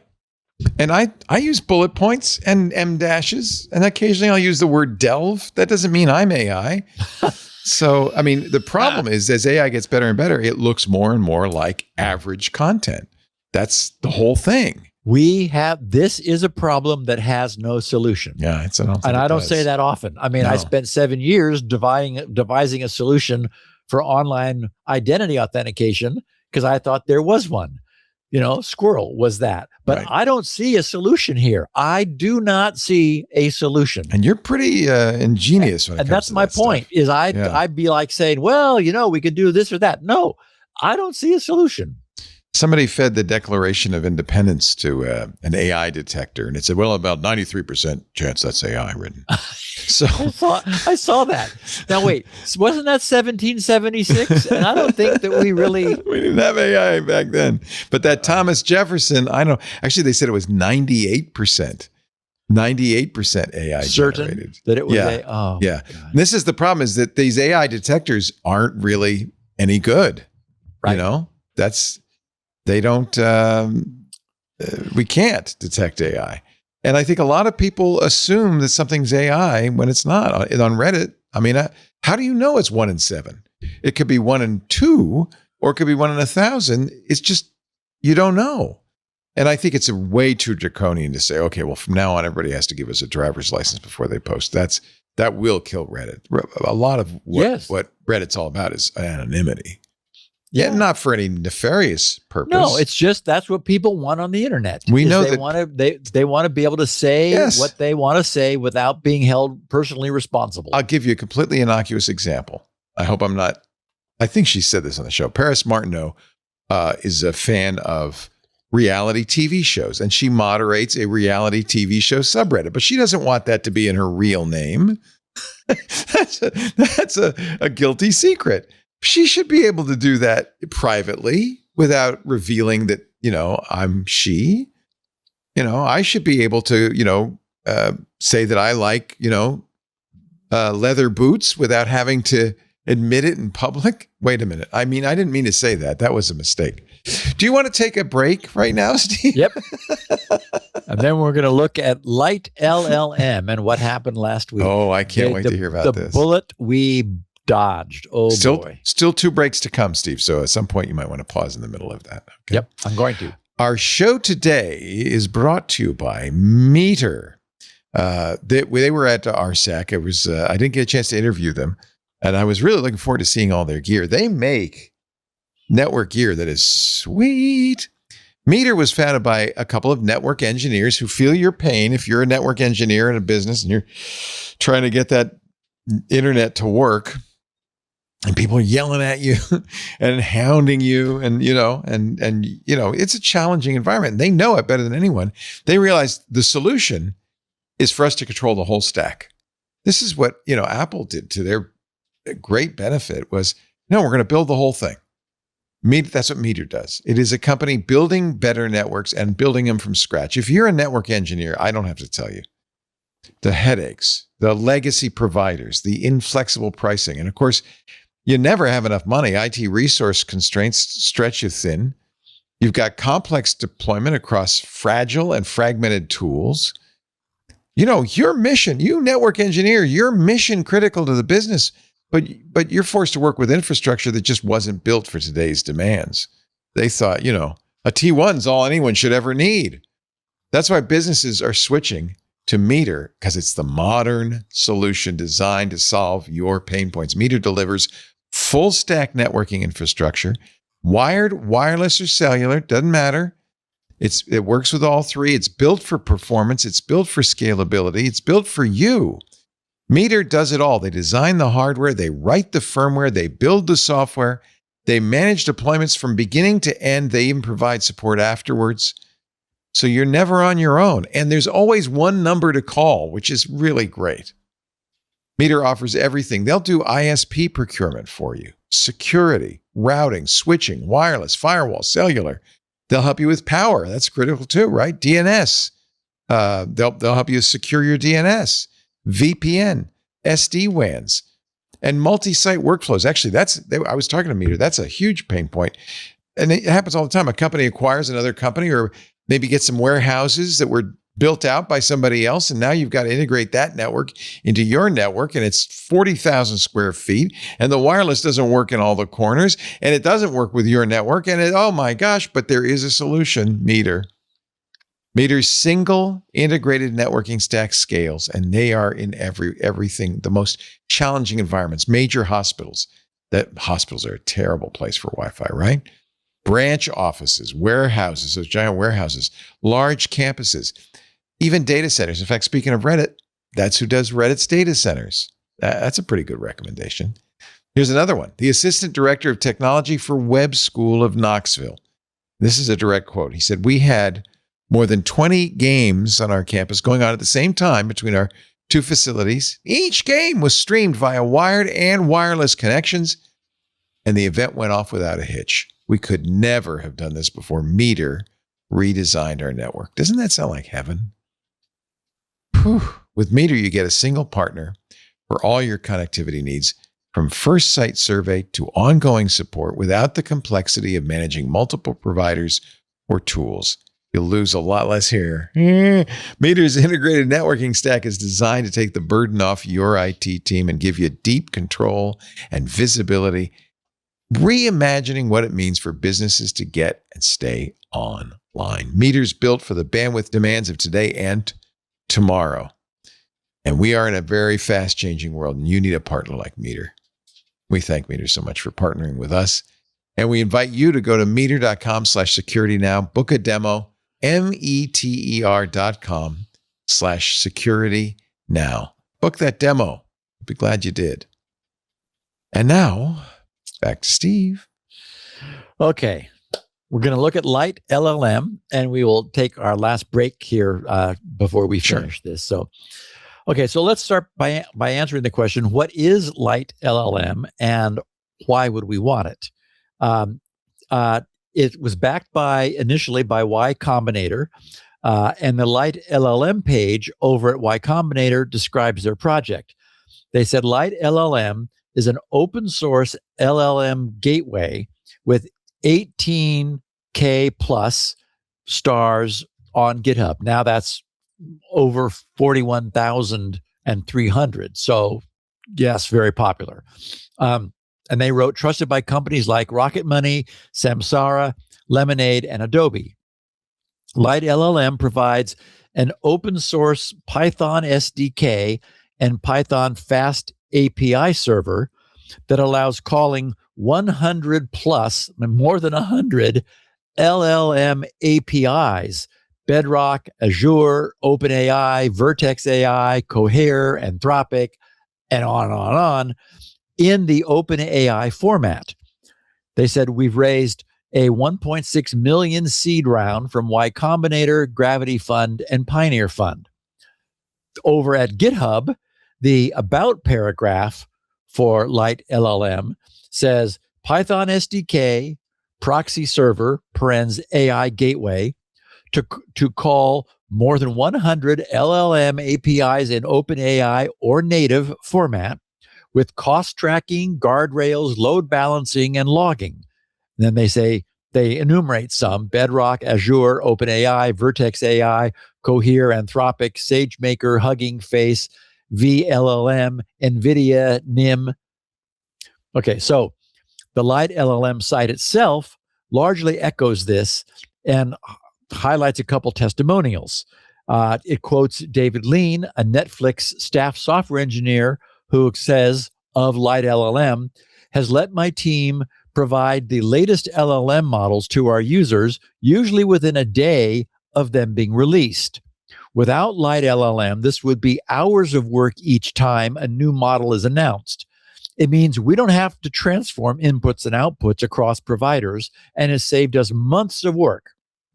And Mark Holtnuck, a principal architect of generative AI platforms over at Lemonade, says our experience with Light LLM and Langfuse at Lemonade has been outstanding. Light LLM streamlines the complexities of managing multiple LLM models. Okay, so I think everybody gets the idea, right? With the general chaos that currently reigns across the AI domain, with new models appearing daily, pricing varying, and today's top dog, latest and greatest, being tomorrow's, you're not still using that, are you? At the same time, everyone is in a frenzied, frothing, and frantic rush to mark out and claim some territory in whatever this is all going to eventually wind up being. Essentially, with LLMs being the hottest fungible, commercially tantalizing mystery that humankind has ever created, the last thing anyone wants to be is locked in to yesterday's less glamorous, now it's underperforming or it's overpriced model. So to their credit, the guys at Light LLM, the guys who created this idea, they were very quick to see a need and an opportunity. They created what is essentially a universal large language model API translator that allows front-end developers to code to a single fixed model, the one originally developed by OpenAI by default, and the Light LLM proxy shim would allow any other model to be swapped in behind it on the back end without needing to recode any of the front end. The famous Code Academy folks have a page titled, "What is Light LLM and How to Use It?" where they write, Light LLM is an open source Python library that acts as a unified interface for large language models. It allows us to connect with multiple AI providers, such as OpenAI, Anthropic, Google Gemini, Mistral, Cohere, and even local models through Ollama, all using a single standardized API. Working with multiple LLMs results in juggling different LLMs results in juggling different API formats, authentication methods, and SDKs. Is that the ice cream truck? No, Is that Lori? That is my lovely wife, who has forgotten that I'm in the middle of a podcast right now, and she just put her hands over her. Hi, Lori.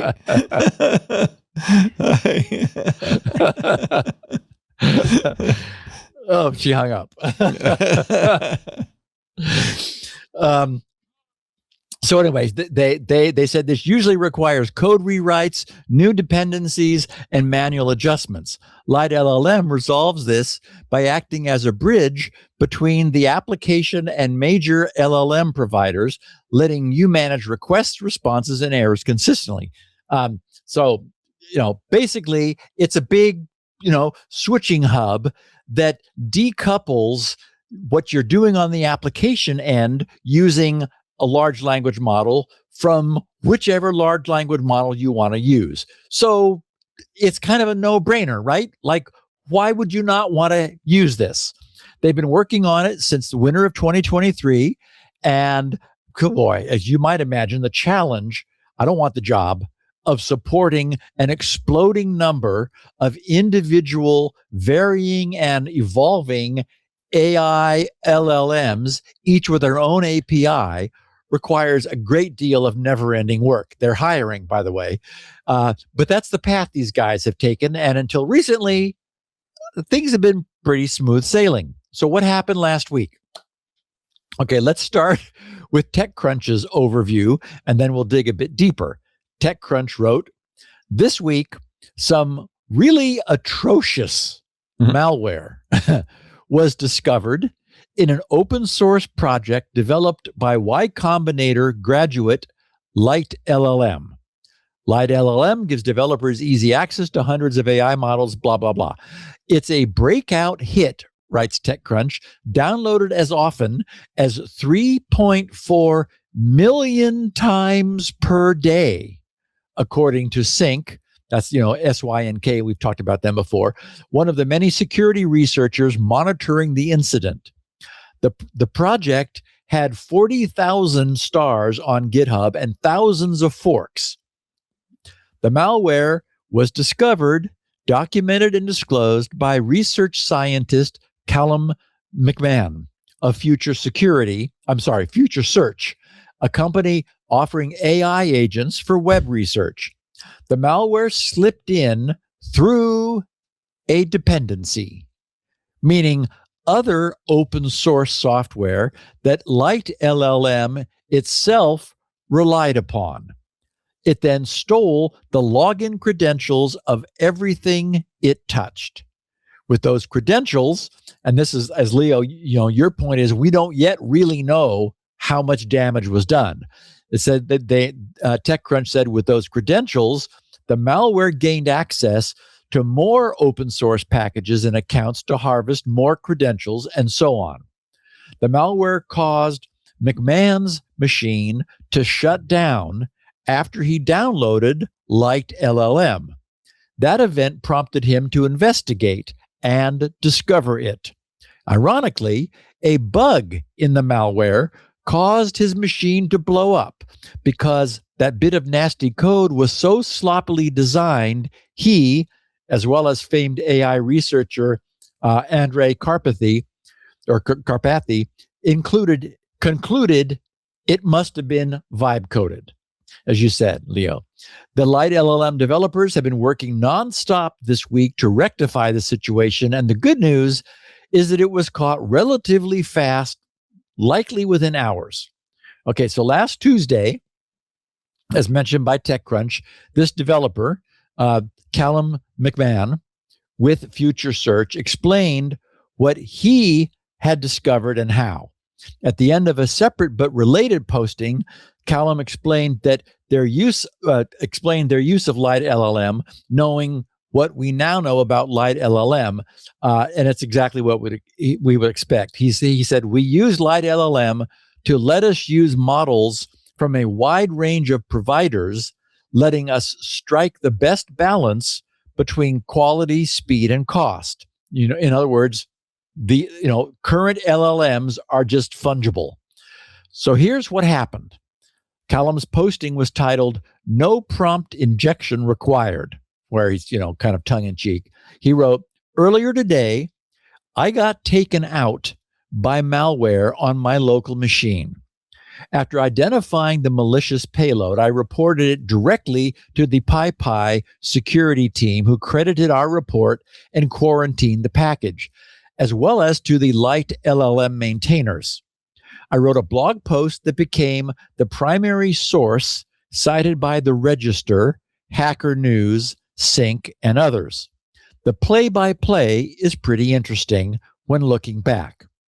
It started with my machine stuttering hard, something that really shouldn't be happening on a 48 gig Mac. HTOP took tens of seconds to load. The CPU was pegged at 100%. All signs I'll be working on my local environment for a time, meaning things got messed up. He said, after failing to software reset my Mac, I took a final picture for evidence and then hard reset it. Wow. So he said, so far the clues had been cursor asking me for network access right as the machine was freezing up. The process list showed a bunch of Python commands all executing a base 64 encoded string. Oh, that's and and 11,000 processes running. He said, I set ULimit to 16K for machine learning workloads, so this was partly expected. In other words, he has his system configured to allow 16,000 different processes, but he had 11,000 running for no apparent reason at that moment. He said, on restart, I asked Claude to investigate. After going down a rabbit hole on the wrong shutdown due to my force shutdown, meaning that Claude started to look at something different because he had done a forced shutdown. There were two, yeah. Yes. Crash. Not generating the expected logs. He said, I presented it with the start of the base 64 string, just enough to decode import subprocess import temp file. Oh boy. Before the remaining text went off screen. Claude then became adamant that this was its own doing, the standard Claude code way of running bash commands to escape control characters. Despite the many bugs I've encountered with that CLI, I wasn't buying this explanation. Further Claude code probing eventually found the offending cause, the rogue package buried within my UV cache, something I would have never found on my own. So he's crediting Claude with helping him, forensically diagnose what it is that happened to him. He said 2 minutes later, it had reproduced the entire malware trigger within a local container to double check its claims this time. And a further 2 minutes later, I had a blog posted on our site detailing the specifics of the malware to share as a warning to others. Claude even proactively suggested the emails of both the PyPI security team, who were quick to quarantine the package, as well as the Light LLM maintainers. By the way, that's PyPI. I just want to make that clear. There is something called PyPI. It's PyPI. Oh, okay. Yes. Yeah. PyPI. Good. That's Thank you. the library. Yeah. He says, so what actually happened? I'll just interrupt you to note that McCollum is about to start referring to MCPs, which is the Model Context Protocol. The MCP site, the Model Context Protocol site, explains it's an open source standard for connecting AI applications to external systems. Using MCP, AI applications like Claude or ChatGPT can connect to data sources, local files, databases, tools like search engines and calculators, and workflows, like using specialized prompts, which enable them to access key information and perform tasks. And they said, think of MCP like a USB-C port for AI applications. Again, another standardization, which is so very powerful. They said, just as USB-C provides a standardized way to connect electronic devices, MCP provides a standardized way to connect AI applications to external systems. Okay, so armed with only that much understanding, what Column explains can make sense, and it's not necessary for us to deeply understand it more. Column says, the root cause was mundane. MCP clients like Cursor, Claude Code, and others are using local MCP servers via some executor tool, such as UVX for Python or NPX for Node.js. When you run an MCP via UVX, it automatically downloads dependencies of that MCP and runs the given command. Unfortunately, our mostly deprecated MCP server had an unpinned dependency of a Light LLM package. When my Cursor IDE tried to auto-load the MCP server, UVX stepped in to download that latest Light LLM version, again, because it was unpinned. It wasn't saying, I want this version. It was saying, give me the latest, which, he writes, was malware uploaded to PyPI by hackers just minutes earlier. The seamless ergonomics of UVX meant I became one of the lucky beta testers of the freshly released malware. Congratulations. Okay, so in other words, exactly the sort of textbook classic supply chain attack we've discussed so many times in the past. In this case, it wasn't a dependency such as a library that would be downloaded, compiled, and linked into a result, like the log4j was. It was a working piece of tooling, the Light LLM package.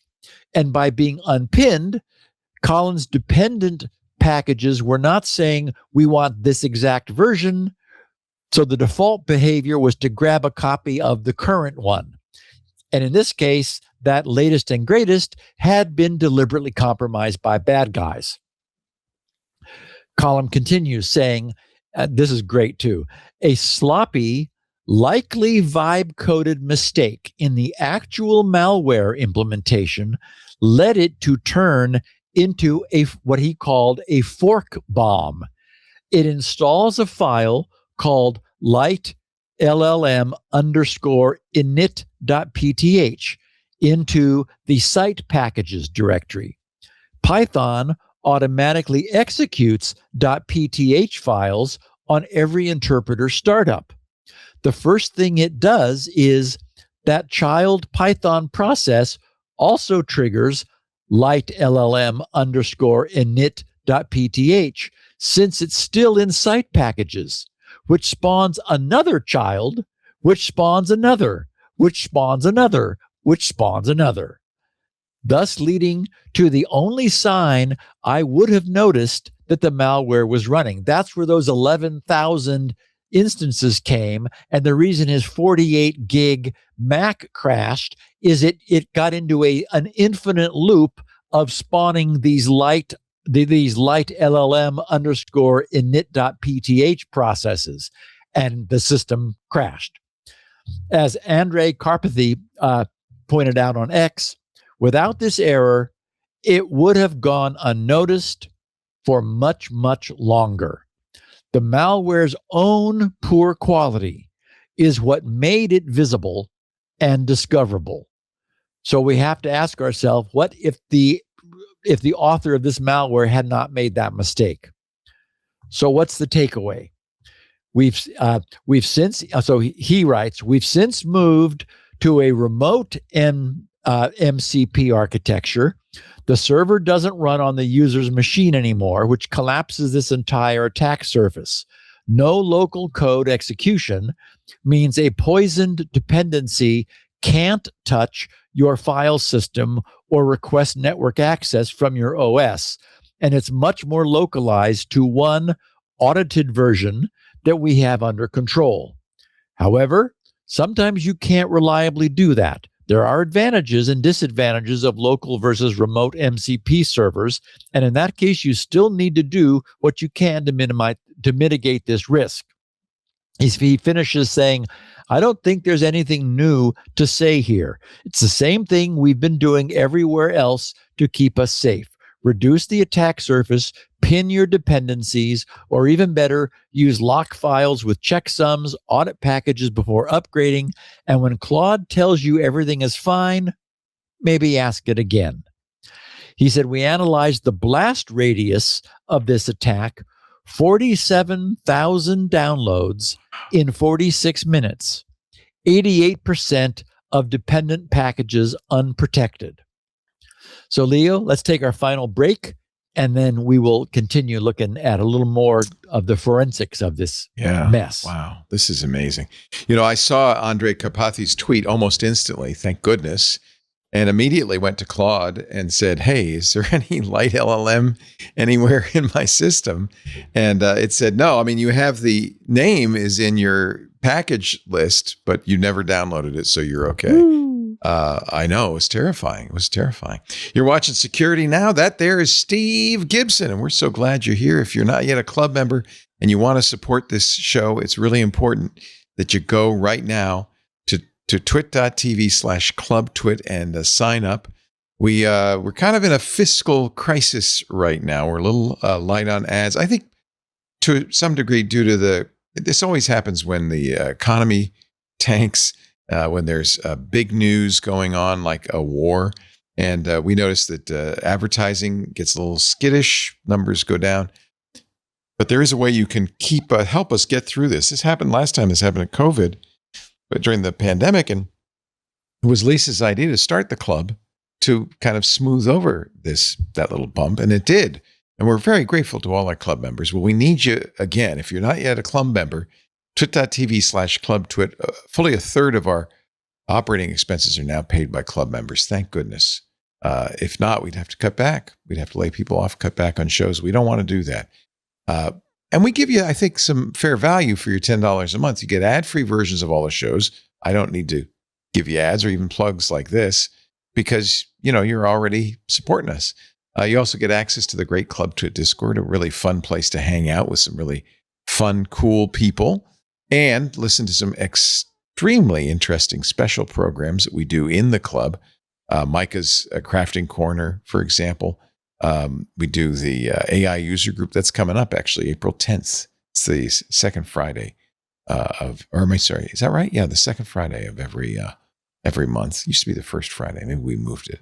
Oh, we did. Maybe that's because I'm out of town or something. Anyway, Photo Time with Chris Marquardt. We have the Jet Set with Johnny Jet, Stacy's Book Club, all these special programs we do as a way of thanking you. We do it because we love doing it. It's for club members, and we invite you to become one of that elect group of people. If you're not yet a member of Club Twit, we'd love to have you. twit.tv/clubtwit, and you will be welcome to the club by all of our fabulous people. Many of our hosts are in the club, and Mizuki Driver says the main reason I subscribe is the AI users group. That's great. Yeah, we really enjoy doing that. It's a lot of fun. So thank you to our Club Twit members for making Security Now possible. And if you're not a member and you really appreciate this show, it's a great way to show that you do. twit.tv/clubtwit. If you've been thinking about it, there could not be a better time to do it than right now. twit.tv/clubtwit. Now let's get back to Steve Gibson and a further dissection. By the way, I really appreciated Column's write-up. It was a very good write-up. He did it very quickly, got the word out to the community. 46 minutes after he discovered it, it was taken down, which was, thank goodness.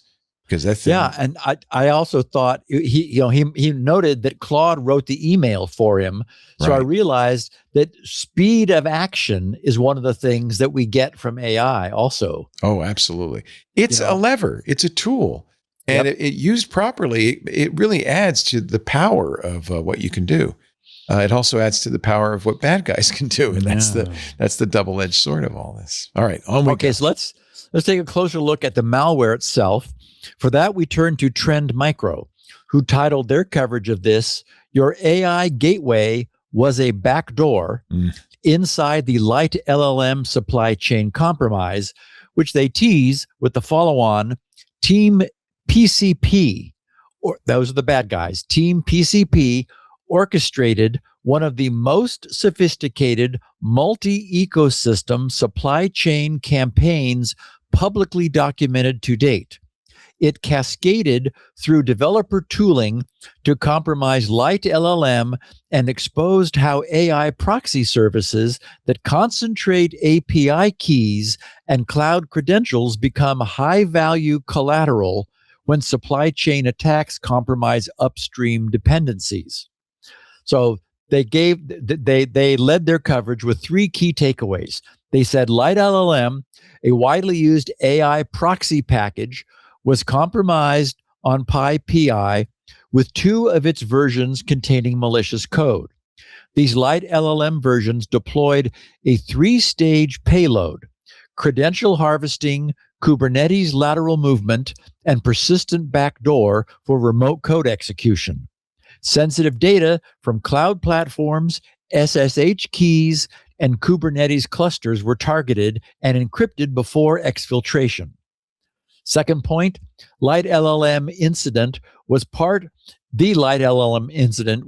a broader campaign by the criminal group Team PCP, which has demonstrated deep understanding of Python execution models, adapting their attack rapidly for stealth and persistence. In this case, a little too rapidly. Team PCP has previously compromised security tools like Trivy and Checkmark's KICS to steal credentials and propagate malicious payloads. Attackers leveraged compromised CI/CD pipelines and security scanners to escalate privileges and publish Trojanized packages. So here's what more we learned from Trend Micro. They explain on March 24th, production systems running Light LLM, and that's exactly last Tuesday, production systems running Light LLM started dying. And just as happened to Column, and engineers saw runaway processes, CPU pegged at 100%, containers killed by out-of-memory errors. The stack traces pointed to the Light LLM package, a popular Python package downloaded 3.4 million times per day, that serves as a unified gateway to multiple LLM providers, was compromised on PyPI. Upon analysis, it was found that versions 1.82.7 and 1.82.8 contained malicious code that stole cloud credentials, SSH keys, and Kubernetes secrets.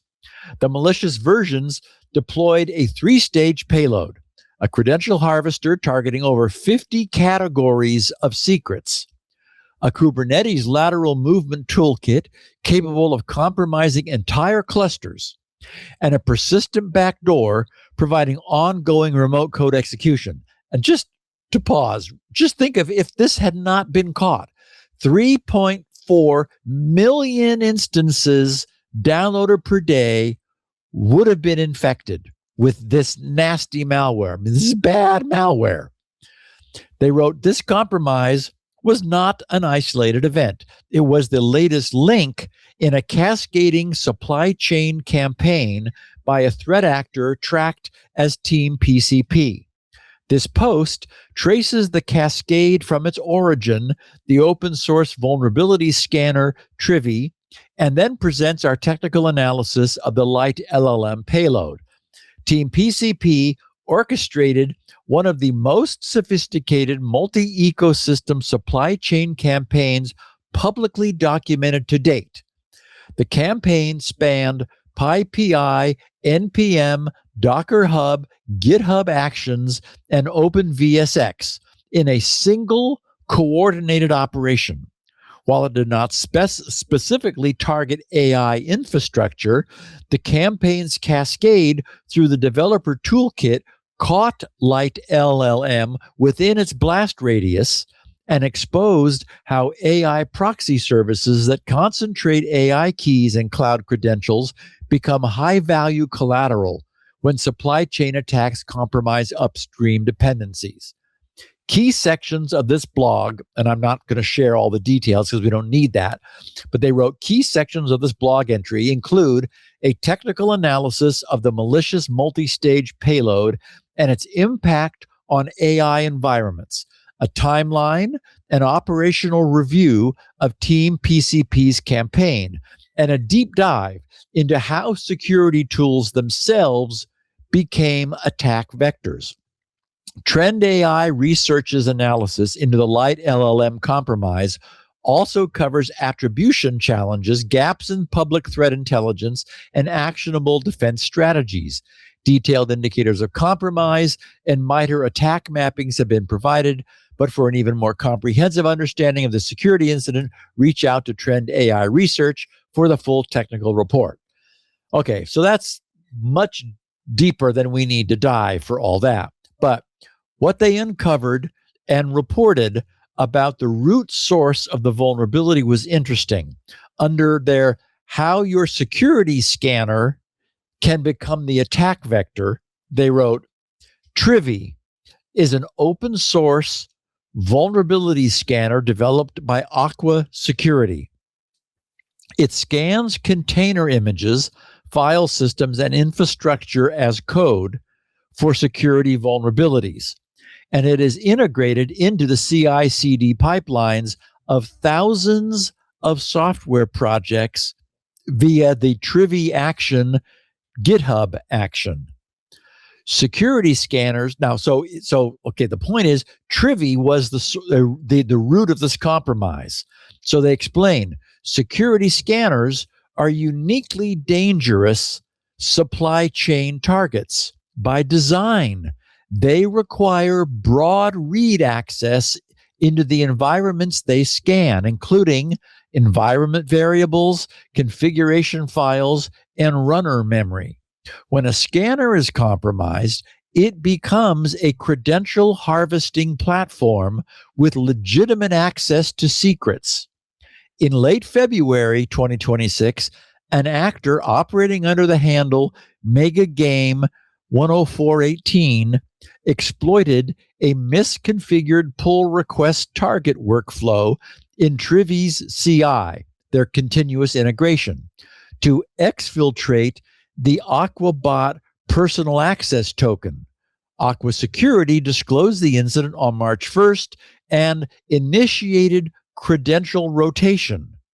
However, according to Aqua's own post-incident analysis, the rotation wasn't atomic, and attackers may have been privy to refreshed tokens.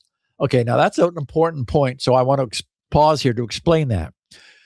We've talked about the concept of so-called atomic operations. The name obviously comes from the word atom, and it's meant to imply that it cannot be further divided into smaller pieces. Molecules, of course, being collections of atoms, are divisible. Not so the atom. So to clearly illustrate the occasional need for atomic operations, say that a computer program needed to count up to a certain number, but no more. If the program was single-threaded, meaning that it only ever had one thing going on inside itself at once, that would be easy to do. The program would read the value of the thing that's being counted. If it was already at its upper count limit, then the program, if it was not already at its upper count limit, then the program would increment it to its next value. If it was already at the upper limit, it would just leave it there. But now imagine what happens if there's a lot more going on in the program with multiple simultaneous execution threads running around, perhaps because the CPU has multiple cores or the application itself has many threads running. In this environment, there's a chance that both CPUs would wish to increase the count at the same instant. So they would both be executing the exact same code at the same time. They would both read the counter's value. They would both see that it had not yet reached its limit, so they would both increment it, thus increasing its initial value by 2. But if the counter had been previously sitting at 1 below its limit, that increase by 2 would move it up past the limit. A very subtle bug. These sorts of so-called race conditions have historically been the source of, many hard to find problems. They're the sort that never happen while you're watching it, while you're developing the code, but they somehow always occur when you're on stage demonstrating what it is that you've got. So in our example, that test the value and maybe increment it, that would need to be made atomic so that the testing and the incrementing could not be broken apart and performed separately, even by different processors that are executing at the same time. That operation could only be done by one processor or execution thread at a time. So the other processor trying to do it would be briefly stalled until the first processor had finished with that atomic operation. And at that point, the second processor could proceed. And if it saw that the variable was already at its limit, it would not also increment it. Okay, so we left off with Trend Micro noting Aqua Security disclosed the incident on March 1st and initiated credential rotation. However, according to Aqua's own post-incident analysis, the rotation was not atomic, and attackers may have been privy to refreshed tokens. In other words, somebody might have still been logged in when a token was updated, and then they would have grabbed that. Trend Micro then continues, the gap, that is this race condition gap, that gap proved decisive. On March 19th, at 1743 UTC, Team PCP used still valid credentials to force push 76 of 77 release tags in the privy action repository and all 7 tags in setup privy, whatever those details mean, but it meant to malicious commits containing a multi-stage credential stealer. The malicious code scraped the runner.worker process memory for secrets, harvested cloud credentials and SSH keys from the file system, encrypted the bundle using AES 256 CBC with an RSA 4096 public key, and exfiltrated it to a typo-squatted domain, scan.aquasecurity.org. According to analysis by CrowdStrike, the legitimate Trivy scan still ran afterward, producing normal output, leaving no visible indication of compromise. Okay, in other words, because Aqua Security was, for whatever reason, logistically unable to rotate every single credential at once when no one was actively logged on, the bad guys were able to maintain their corrupting persistence. Trend Micro finished this portion of their write-up by writing, this is the meta attack. A security scanner, the tool defenders rely on to catch supply chain compromise, itself became the entry point for a supply chain compromise. The Trivy compromise in GitHub Actions gave the attacker the keys to publish arbitrary versions of Light LLM to PyPI. Everything that followed was exploitation of that initial foothold. And Light LLM was just a coincidental casualty of this. They said the lesson is uncomfortable but critical.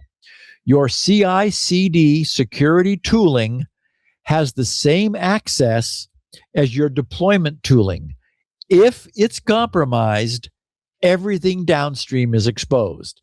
And what we're now seeing is the bad guys have gotten sophisticated enough to take advantage of that. I mean, it is truly terrifying. So what we see is that the enabling of this attack on Light LLM had nothing to do with AI per se. It's just its popularity that would have allowed it to explode at 3.4 million instances of compromise per day had the bad guys not made that crucial mistake that crashed the machines that it was trying to compromise. So after providing a fully detailed forensic analysis of this malware campaign, Trend Micro concluded with a summary and recommendations. They wrote, as AI machine language tooling proliferates across enterprise CI/CD pipelines, the attack surface expands with it. The tools that developers install to interact with AI systems, proxy gateways, model routers, experiment trackers, and inference servers handle high-value secrets by design. Supply chain attacks against these tools inherit the trust and access of the AI infrastructure itself. So again, AI is not to blame here. It's really just a case of the more tools you're using, the more exposure there will be when any one of them might be compromised. Trend Micro continued, saying the malicious payload analyzed in this report is a direct exploitation of the systemic secret management failures extensively documented in prior Trend AI research. As previously described, developers have adopted .env files so profusely that they have forgotten their sensitivity, leaving them exposed. And threat actors are actively scanning for exactly those files. The harvester analyzed here operationalizes that attack surface at scale. It performs exhaustive file system walks targeting .env, .env.local, .env.production, and .env.staging files across up to 6 directory levels, while simultaneously extracting AWS credentials, cloud provider tokens, Kubernetes service account secrets, CI/CD pipeline configurations, and database connection strings. The same categories of secrets Trend AI research previously identified as most commonly stored in plain text inside .env files. And they finish off by some well-reasoned security recommendations. They said, this case highlights the risk of building an entire ecosystem on top of fragile trust. The Light LLM hack is just the latest example of attackers exploiting the reliance on open source repositories and poor secret hygiene. Security is not an afterthought you can outsource entirely to a vulnerability scanner. So the apparently very highly skilled, this team PCP, these attackers appear to have just been in a bit of a hurry. This led them to deploy otherwise very potent and sophisticated malware that must have taken a lot of time to generate, allowed them to deploy it containing a flaw that unfortunately for them, and thank God for us, immediately caused that malware to draw attention to itself. This is why you want to test before you push to production, man. They should have known. Yep, they got bit by their own, race condition. Rush by being in a race, and as a result, the infection was almost immediately spotted and stopped. Had the bad guys not made that mistake at a download rate of 3.4 million instances of the infected Light LLM per day being used, the damage that was all set up and engineered to occur likely would have, and the resulting mess would have been far worse. In the truest sense, as I said at the top of the show, we have dodged another bullet. Oh, yeah. There can be no question that the entire industry has built an ecosystem upon which it has become dependent, if you'll pardon the pun, or double entendre, I guess, whose security guarantees are truly fragile. These are fragile guarantees. We're essentially hoping for the best because the goodies are just too enticing for us to resist. Or phrased another way, the cost to us today of deploying truly secure solutions prices them out of reach, rendering them impractical. So we knowingly and deliberately create dependencies upon sprawling packages over which we have no oversight or direct control. Well, all we can really do at this point is hope that our luck holds. It's not just the packages, it's also automation. I mean, it sounds like it was a CI/CD issue. Yes. And by the way, this happened a couple of weeks ago, a GitHub CI/CD issue with GitHub Actions. And I keep seeing this again and again. Yep. And so that's a case of, and I understand why CI/CD is incredibly useful. It's an automated way of building and delivering your software. But that's what it stands for: continuous integration, continuous delivery, development. Development. But if you're automating to that degree, and you're not paying attention, there's some real risk involved. And AI is bringing us another layer of automation. Right. I mean, it's people are just stunned by what it does for them. They don't even understand what the installation on their local system is. It's just Claude will automatically push to GitHub. So all my repos are pushed to GitHub, and it was automatically building it. It was setting up GitHub Actions and building the software. I didn't even know how to do that. It just did it for me. And so yes, we're kind of giving over a lot of our agency to systems, partly because it's so complicated these days. That's so true. We Trivy created a super complicated system, which was a security tool. Scanner. It was an open source scanner used by these systems to scan themselves for malware. So it itself was compromised. It was compromised, and then it pushed a bad version of Light LLM because Light LLM used it to scan for malware. Right, and so it had access. So in the GitHub Actions, the Trivy keys were compromised. They rotated them as best they could, but they didn't get them all, apparently. Bad guys, this PCP team got the key and then used that key to compromise Trivy to inject malware into Light LLM as part of the CI/CD process. Pipeline, right? Wow. That's actually pretty sophisticated. Oh, no. As Trend said, these guys really know what they're doing. I mean, unfortunately, the goodies are so big. I mean, they know that, how many copies of stuff is being downloaded per day. This stuff exfiltrated tokens, SSH keys, crypto passwords, Kubernetes keys. It basically took all the secrets on your system and sent them to the bad guys. Encrypted them and sent them off to a spoof domain. I mean, imagine if this had gone on for a day or two, the night. I mean, I'm surprised we haven't heard more pain from the 47,000 who installed it. And I understand now why they were in a hurry, because they had a compromised key to Trivy, but they didn't know how long that key would stay good.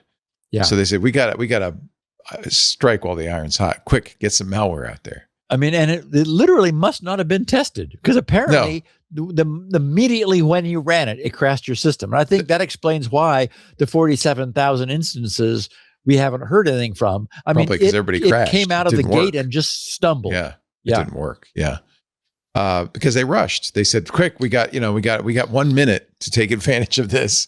Let's push something out."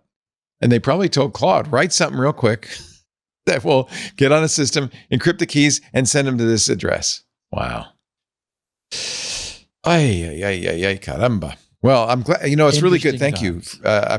Columns write-up was great, but I didn't understand the trivia part of it. So thank you for explaining that Trend Micro report. This is why we listen every Tuesday to Security Now. I hope you'll tune in next Tuesday. If you want to share this show with your friends and family, there's many ways you can get it. I would suggest going to Steve's site. He has some unique versions of Security Now, grc.com. Of course, while you're there, it's an opportunity to pick up SpinRite, the world's best mass storage maintenance, recovery, and performance-enhancing utility, which everyone should have. If you have mass storage, you do, I presume. Unless you're committing everything to memory. I don't know. You need it. You should have SpinRite. And he also has, of course, the brand new DNS Benchmark Pro. Brand new, just came out. All at grc.com. There is, when you go to there are a lot of other things on the site, including a huge number of freebies that Steve just generously gives away, like the very famous Shields Up to test your router security. While you're there, the show is also there. He has four unique versions. All his versions are unique. A 16 kilobit audio version, which is low quality, admittedly, but small, easy to download for bandwidth constrained individuals.